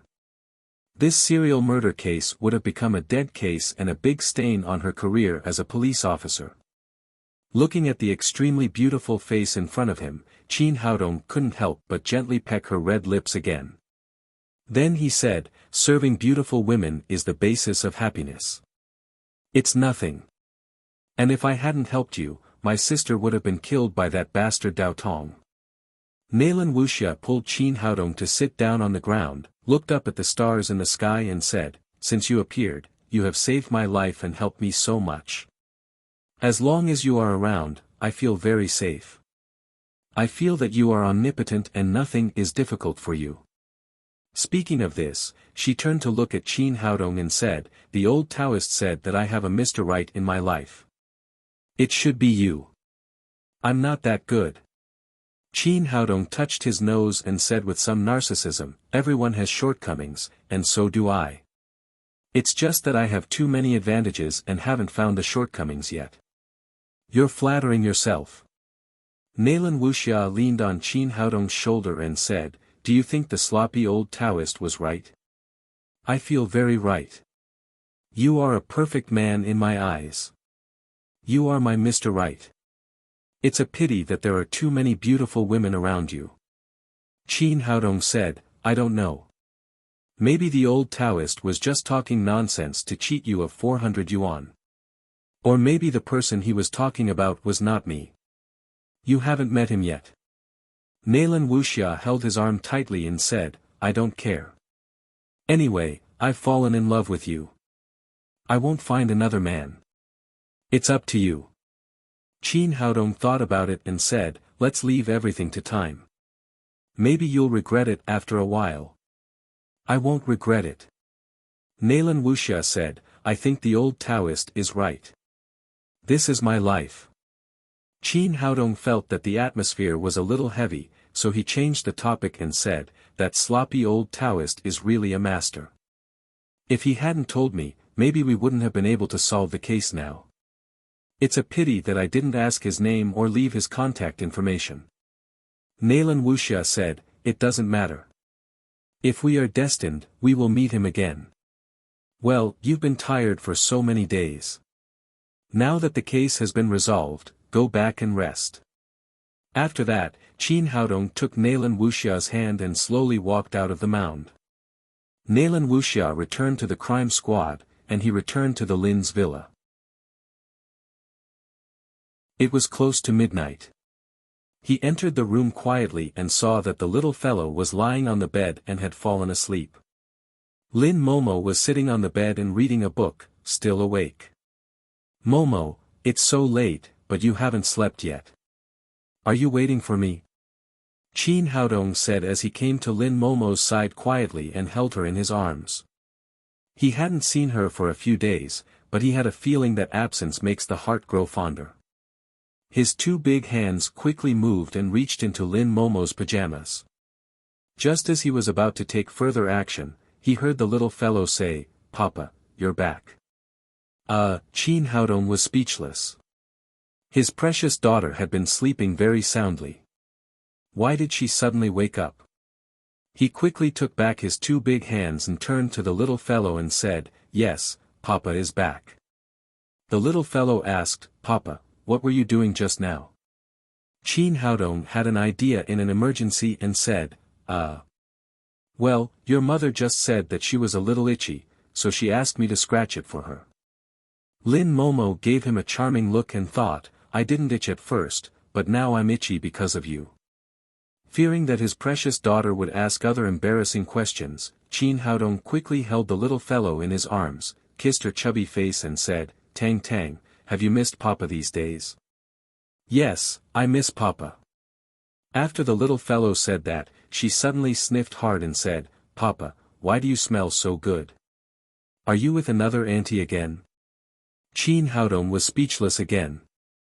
He thought that he had been so careful, but how could he still be found out? He glanced at Lin Momo and was about to make up another reason when he heard the little fellow shout excitedly, "I remember, this is the smell of third mother. Papa must be with third mother, right? Did you go on a honeymoon with third mother when you weren't at home these days?" Qin Haodong really admired his precious daughter. What kind of nose was that? What kind of brain was that? How could he guess everything? He could even remember Nalan Wuxia's smell clearly.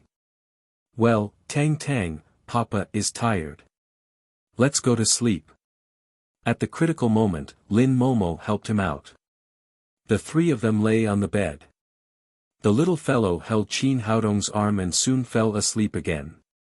Seeing that her daughter was completely asleep, Lin Momo said, "Tell me, what have you been doing these days?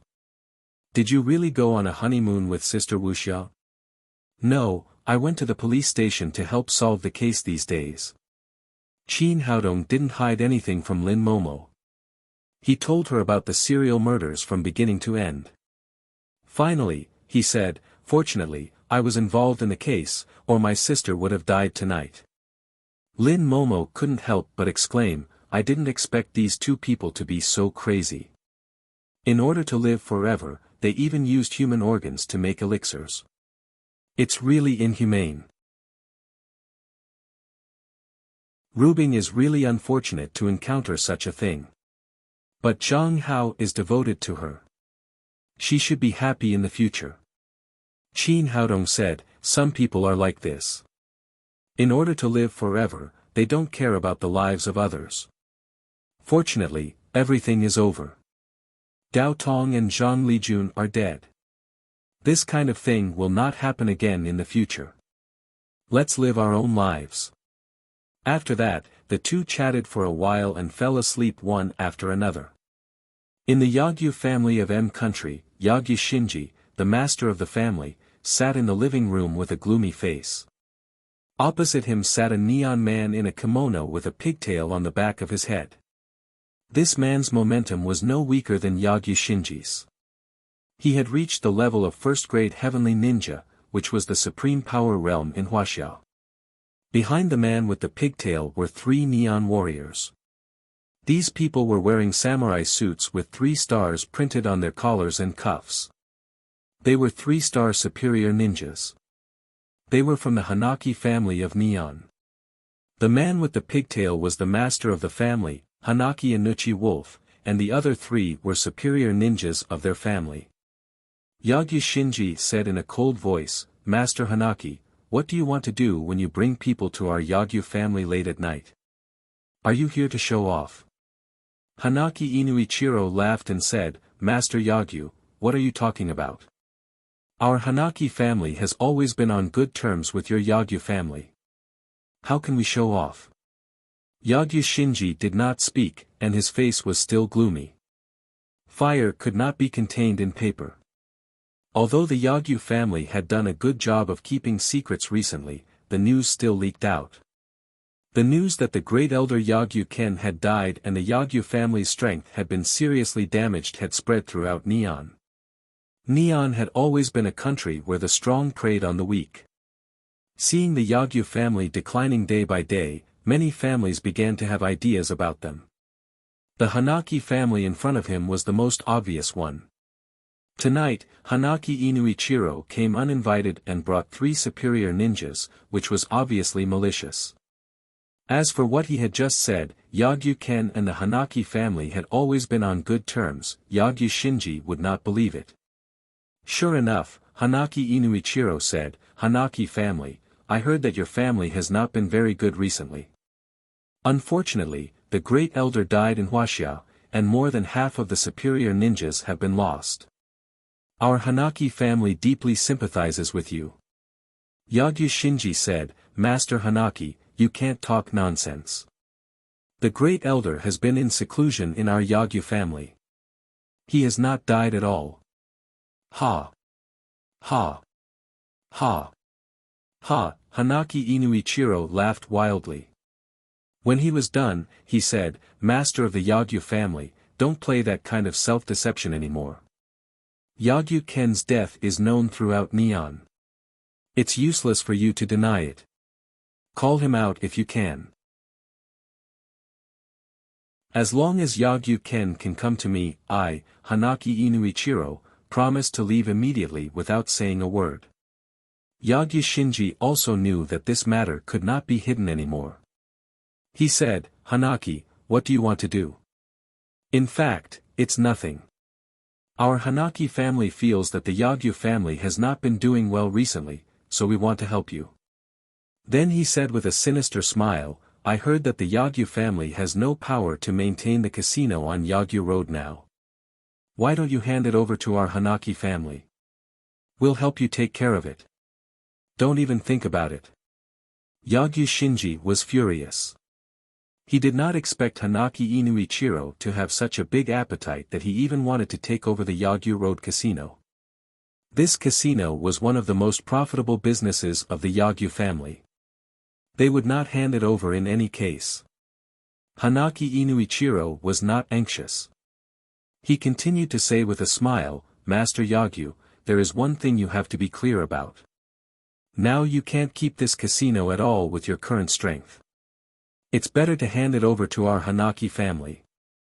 If you really want to fight, the consequences will be unbearable for your Yagyu family." Speaking of this, his face became cold, and his natural momentum suddenly burst out. The 3 superior ninjas behind him also pulled out their swords. It seemed that they would fight at any time. Yagyu Shinji was furious. He did not expect Hanaki Inuichiro to bully him directly. However, as the master of the family, he still had to think about the family. Now the strength of the Yagyu family was greatly damaged. In addition to him, a heavenly ninja, there were only 2 3-star superior ninjas left, which was a little worse than the Hanaki family. The middle ninjas and lower ninjas were much worse.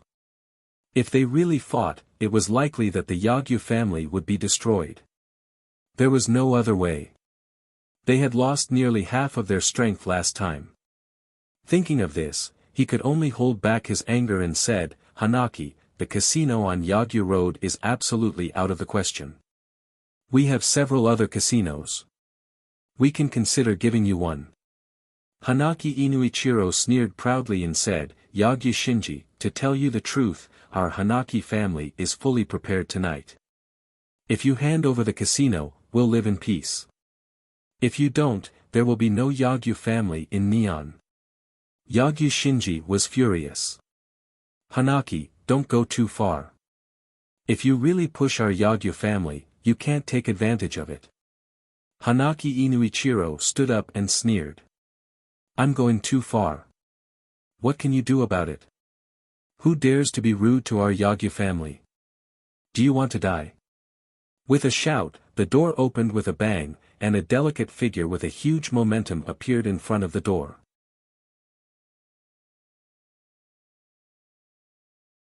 Chapter 389. The people of the Hanaki family looked at the door together and saw a very beautiful woman standing in front of it. She had a good figure, but her pretty face was covered with frost. She was full of killing intent. It was Yagyu Yukaim. A woman dares to disrespect our Hanaki family. I'll show you how powerful our Hanaki family men are. It was Hanaki Naoki, a 3-star ninja behind Hanaki Inuichiro, who spoke. He had done some research before. Yagyu Yukaim had the highest cultivation after Yagyu Shinji, but she was only a 3-star ninja, not a heavenly ninja. This guy thought he was the first person under the heavenly ninja, so he didn't take Yagyu Yukaim seriously at all. He also intended to show Yagyu Shinji his power and let him see the power of the Hanaki family. So he directly pulled out his sword and rushed to Yagyu Yukaim. First cut. After a loud shout, the sword in Hanaki Naoki's hand flashed out. This cut was majestic and terrible. Yukaim, be careful. Yagyu Shinji's pupils shrank, but Hanaki Inuichiro was glaring at him, so he didn't dare to help. Hanaki Naoki's mouth was full of pride. In his opinion, his cut had reached the essence of first cut. As a woman, Yagyu Yukaim had no other way but to dodge. He even began to prepare the next move. You're courting death. But at this moment, Yagyu Yukaim's eyes flashed coldly, and the sword in her hand went straight to Hanaki Naoki. This move was so fast that Hanaki Naoki didn't see where the sword was. He only felt a flash of light in front of him, and then a heart-wrenching pain came from his chest. Then, like a punctured balloon, he lost all his strength in an instant. He couldn't even hold the sword in the air, and it fell to the ground with a clang. You, heavenly ninja, Hanaki Naoki stared at Yagyu Yukaim with his eyes full of horror. He didn't expect that Yagyu Yukaim had entered the heavenly stage. Whether it was covert power or grandmaster, or jonin and heavenly ninja, there was a huge gap between them. Once they crossed this gap, their strength would increase tenfold. Even a superior ninja, who was closest to a heavenly ninja, was vulnerable in front of a real heavenly ninja.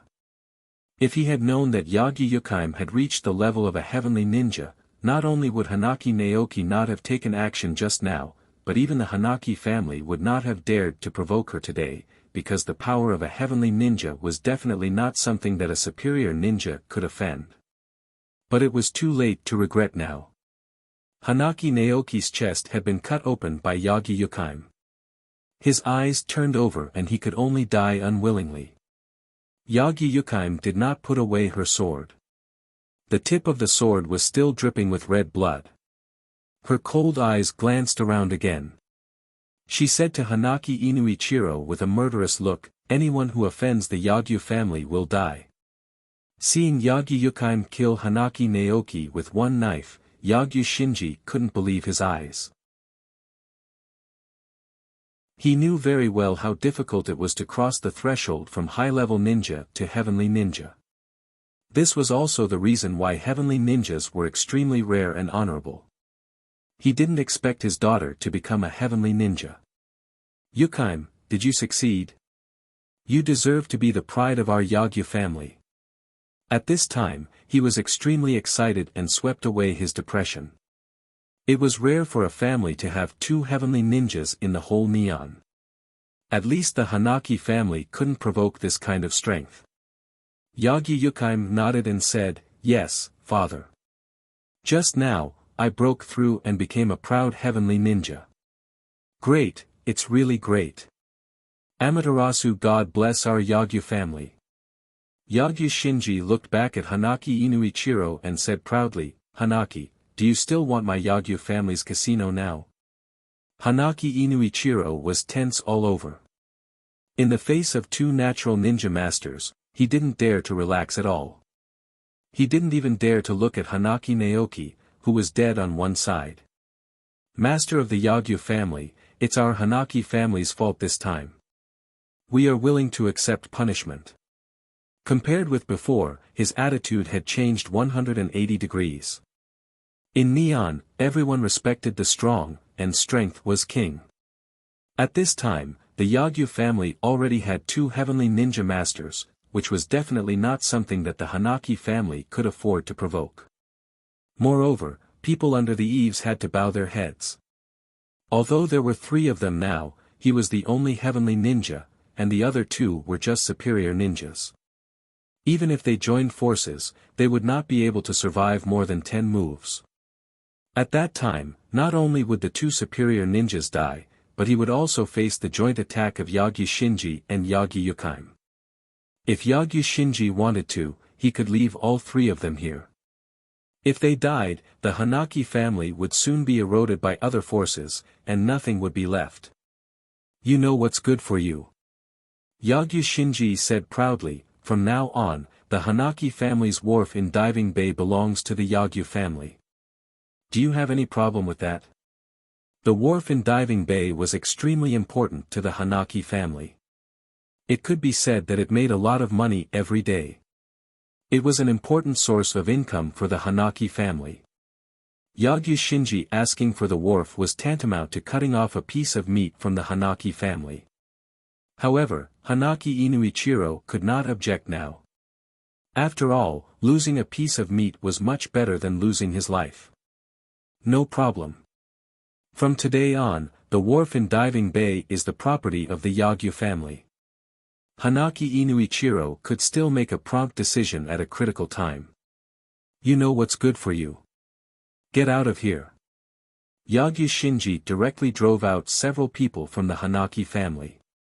He was not worried that Hanaki Inuichiro would go back on his words, because strength determined everything. At the moment, the Yagyu family already had 2 heavenly ninjas, which was their greatest confidence.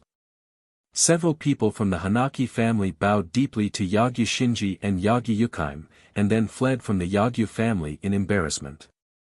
Yagyu Shinji looked back at Yagyu Yukaim and said excitedly, "Yukaim, good job. I didn't misjudge you." Recently, when the family's strength had been seriously damaged, he had indeed been under great pressure. But now it was all right. There was one more heavenly ninja in the family, which was enough to make up for the previous loss. On the contrary, it had been greatly improved. He believed that after the news was spread by the Hanaki family, no one would dare to make trouble for the Yagyu family. Yagyu Yukaim bowed her head and said, "Yukaim can have what she has today because of your good cultivation, father." Yagyu Shinji laughed and said, "Let's not talk about this. Now that you have entered the threshold of heavenly ninja, father is going to ask you to go to Wuxia." Yagyu Yukaim raised her head, and a trace of surprise appeared on her delicate face. "Father, didn't you say that we couldn't set foot in Wuxia in a short time?" Yagyu Shinji shook his head and said, "That was then, and this is now. At that time, you were just a superior ninja. The Yagyu family was surrounded by wolves, and the first thing you had to do was to ensure survival. Now it's different. With you and me, 2 heavenly ninjas, no one dares to provoke us." Yagyu Yukaim said, "Father is right. I will go to Wuxia tomorrow to avenge my brother." Yagyu Shinji said, "Your brother's revenge must be avenged, but it's not urgent. This time, I want you to go to Wuxia for another important task." Yagyu Yukaim asked, "Father, what do you want me to do?" Yagyu Shinji said, "Recently, the family's economic operation has not been very good. So many people died some time ago, and a large amount of money has been spent on pensions, which has made the family's economy even more strained. I want to organize an investigation team and ask you to lead the team to Wuxia." Yagyu Yukaim said, "Father, with all due respect, although the economy of Wuxia has been growing rapidly in recent years, distant water can't quench the immediate thirst. Even if we make a few deals, we can't quickly alleviate our current predicament. You're right, but asking you to talk about business is just a cover. It's not our real purpose." Yagyu Shinji said, "During your retreat, a Tangmen traditional Chinese medicine company appeared in Wuxia and produced a kind of traditional Chinese medicine called the blood revival elixir. This medicine can completely cure leukemia. If we can get the formula of this medicine, it will definitely be a profitable business." At that time, the family will never have to worry about money. Moreover, the boss behind Tangmen Company is our great enemy, Qin Haodong. You have two purposes this time. One is to get the formula of the blood revival elixir. If you can, kill Qin Haodong and avenge your brother. Before, I was a little hesitant to send you to Wuxia. Now that you have become a heavenly ninja, I think you can complete this task. Yagi Yukaim said, Yes, father. I won't let you down. You must remember that the two tasks are different. You must get the formula first, which is related to the lifeline of our Yagyu family in the future. After completing this task, if there is a chance, kill Qin Haodong. After a pause, Yagyu Shinji said, Wuxia has always been a place of hidden dragons and crouching tigers. Although you have become a heavenly ninja, you are not invincible in the world. You must be careful when you arrive in Wuxia. In order to ensure your safety, this time I am going to contact the Ministry of Foreign Affairs and ask them to set up an investigation group in the name of the official. You will be the leader, so that your identity will be protected. I think the Wuxia people will not mess around. Yagi Yukaim said, Father, is this necessary? I think with my current skills, I can complete the task you gave me. Yagyu Shinji said, It's better to be careful. The first two failures were because we were too careless and underestimated the Wuxia people. This time, we must not repeat the same mistake. Our Yagyu family can no longer afford to fail, especially you. Now, you are very important to the Yagyu family. Even if the task fails, there can be no mistakes. You must come back safely. I know, father. For the Yagyu family, this task will never fail. After that, Yagi Yukaim left directly. In Jiangnan City, after solving the serial murders, Qin Haodong's life was back on track. The next day, after breakfast, he and Lin Momo sent the little fellow to kindergarten and then went to work at Tangmen Company. He sat in the president's office all morning, tasting fragrant tea and watching Lin Momo work opposite him. His life was very comfortable. Near noon, Lu Yage walked in from the outside with a heavy look. President, something happened. Lin Momo looked up and asked, What's wrong, Sister Lu? Lu Yage said, This morning, I went to the wholesale market with the purchasing department to buy medicinal materials, but I found that the prices of all the medicinal materials we needed had increased by 2 or 3 times. If this is the case, not only will the cost of the blood revival elixir greatly increase, but it will also be more than 1,000 yuan to recover the cost. The great liver protecting elixir will also be greatly affected. Lin Momo's expression also changed as she asked, How could this be? Recently, the medicinal materials market has been very stable. I heard that the place of origin has had a good harvest. How could the price rise? Lu Yage said, I don't know the details. The people in the wholesale market said that because the boss changed, the whole wholesale market has been bought by a neon company. The boss asked for a price increase.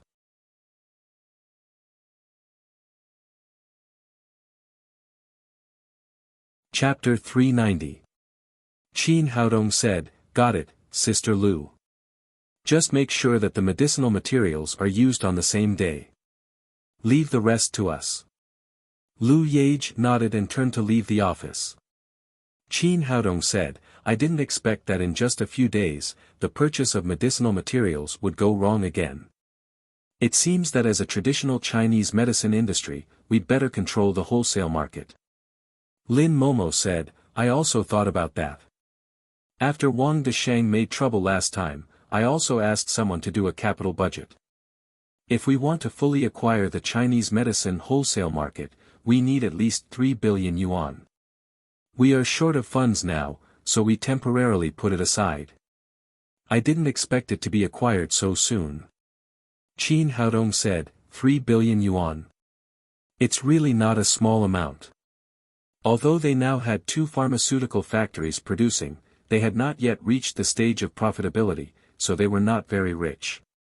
Lin Momo frowned and said, I don't know who acquired the medicinal materials market. Generally speaking, it's not appropriate to have large price fluctuations just after the acquisition. The other party suddenly increased the price of medicinal materials by so much. Was it impulsive or aimed at us? It's no use guessing. We'll know after asking.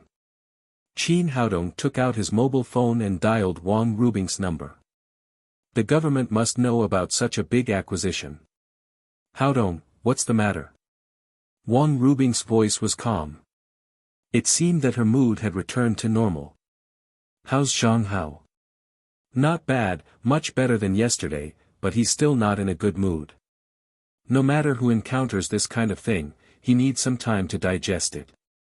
He'll get better slowly.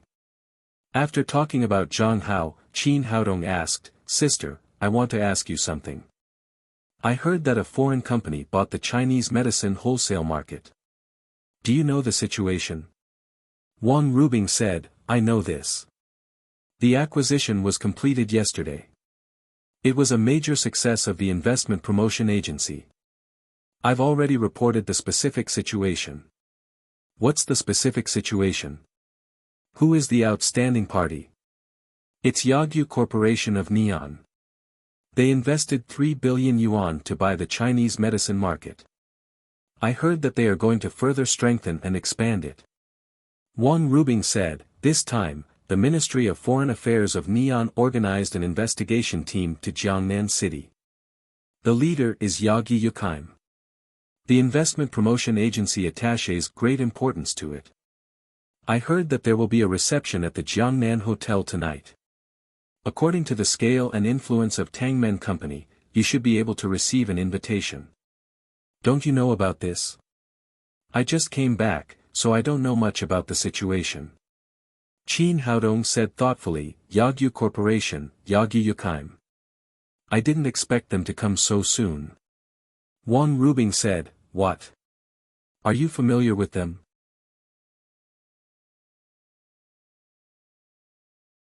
After that, Qin Haodong turned around and went back to his room. Only by knowing oneself and the enemy could one win every battle. Before fighting, he had to fully understand the situation of the Yagyu family. He first dialed Qi Wan-er's number and asked her to help collect relevant information about the Yagyu family. Then, he called Hu Xiaoxian. Soon, Hu Xiaoxian's charming voice came over the phone. Little man, why did you call me? Is there something you need my help with? Qin Haodong said awkwardly, I want to ask you something. I knew you wouldn't think of me if there was nothing wrong, but it doesn't matter. You're my little man. Tell me, what do you want to ask? Qin Haodong briefly introduced Yagyu Yukaim's visit to Wuxia and then said, I want to know the purpose of the Yagyu family's visit to Wuxia this time and other information about the Yagyu family. Hu Xiaoxian said, after the last battle, I paid special attention to the Yagyu family and collected a lot of relevant information. Last time, nearly 100 masters of the Yagyu family were killed, especially the great elder, Yagyu Ken. This greatly damaged the strength of the Yagyu family. In order to prevent being swallowed by other families, they have been in a state of defense. Moreover, the financial situation of the Yagyu family has not been very good recently. This time, they came to Wuxia. I guess they want to solve this problem, but I don't know what they want to do. She talked endlessly and told Qin Haodong all the information she knew. After listening, Qin Haodong asked again, how much do you know about Yagyu Yukaim? Hu Xiaoxian said, Yagyu Yukaim is very famous in Neon. She was once known as the most promising genius and beautiful girl. At the age of 16, she entered the ranks of the Yagyu Ken family's 3-star superior ninja, which is equivalent to the 9th level of covert power in Wuxia. After she became an adult, she received the nickname of the double-faced enchantress. This woman is sometimes cold, like an iceberg, and sometimes passionate, like a flame. It's hard to understand her character, so she is called double-faced. The Xianyuan Pavilion's file on her has a total of 16 words. She is as beautiful as a flower, as vicious as a scorpion, with a changeable character and superb skills. The double-faced enchantress. That's really interesting. A playful smile appeared at the corner of Qin Haodong's mouth. Little man, don't tell me that you have a crooked mind because you heard that she is beautiful. Let me tell you, Yagi Yukime is not an ordinary woman. It's not for nothing that she has a vicious heart. She once kicked 5 men's balls and cut off 7 men's penises. When you see her, you have to keep a close eye on your own treasure. Qin Haodong couldn't help but say, don't worry. This kind of woman, even if she is naked in front of me, I won't look at her. Don't be so confident. Wait until you see Yagi Yukime. That woman is really beautiful. Maybe she will take your soul away. After Hu Shaoxian finished speaking, she giggled and hung up the phone. At this time, the information that Qi Weiner had inquired about was also sent from the computer. Qin Haodong took a brief look and found that it was not much different from what Hu Shaoxian had said. However, the list of the Neon delegation this time surprised him a little. Except for Yagi Yukime, they were all ordinary people. There was no warrior, so he couldn't understand the intention of the Yagyu family for a while. Yagyu Yukime, a master who was half a step to the supreme power realm, was enough to attract Qin Haodong's attention. After collecting the information, he saw that there was still some time before the banquet, so he took out the elixir furnace and refined 2 furnaces of elixirs. When he walked out of the office again, it was almost evening. Lin Momo had changed into a black vacuum evening dress. Her head was decorated with beautiful headdress, which made her look more retro. The design of the dress was very strong, sexy and not vulgar. Her delicate facial features exuded charming charm, which made Qin Haodong's eyes light up. He opened his arms and said with a smile, "Mom, you are so beautiful. Come and give me a kiss." Lin Momo pushed Qin Haodong away and pointed to a set of clothes hanging next to her. "Stop it. Hurry up and change your clothes. It's almost time." "Do I also need to change?" "Of course, you have to dress formally to attend this kind of banquet." "All right then," Qin Haodong said as he began to change his clothes. For men, there would not be any change in clothes for this kind of business party. A simple white shirt with a black dress and a black bow tie. However, Qin Haodong was originally handsome, plus his almost perfect figure, such a set of clothes was worn by him with a different temperament. After changing clothes, he said to Lin Momo, "How about it? Can you seduce a rich woman?" Lin Momo rolled her eyes at him and said, "You still want to seduce her? Do you think you don't have enough women now?" Let's go. It's too late." Qin Haodong quickly took Lin Momo's hand and walked outside together. Yagyu Corporation came to Wuxia and was warmly received by the Jiangnan Investment Promotion Bureau. Tonight, a special business banquet was held, inviting many entrepreneurs in Jiangnan to attend, in order to enhance friendly exchanges between the two sides and increase opportunities for joint ventures and cooperation. The banquet was scheduled to start at 7 p.m., and the venue was chosen as the dreamy Jiangnan Hotel. What was different from the past was that the venue of the banquet was set in the hotel's garden, where the grass was green, the birds were singing, and the flowers were fragrant. Coupled with the beautiful lights, it made people feel more comfortable than the banquet held indoors. As the protagonist of this banquet, the members of Yagyu Corporation had arrived early. Among the crowd, a tall figure with charming curves was extremely eye-catching. It was the double-faced beauty, Yagi Yukime. You're tuning into the Han Li's Wuxia Chronicles YouTube channel. We're so grateful for your support, and don't forget to subscribe to join us on this incredible journey through captivating stories. Your generosity through donations truly makes a world of difference, as it's the primary source of revenue that allows me to expand and enhance this channel for you.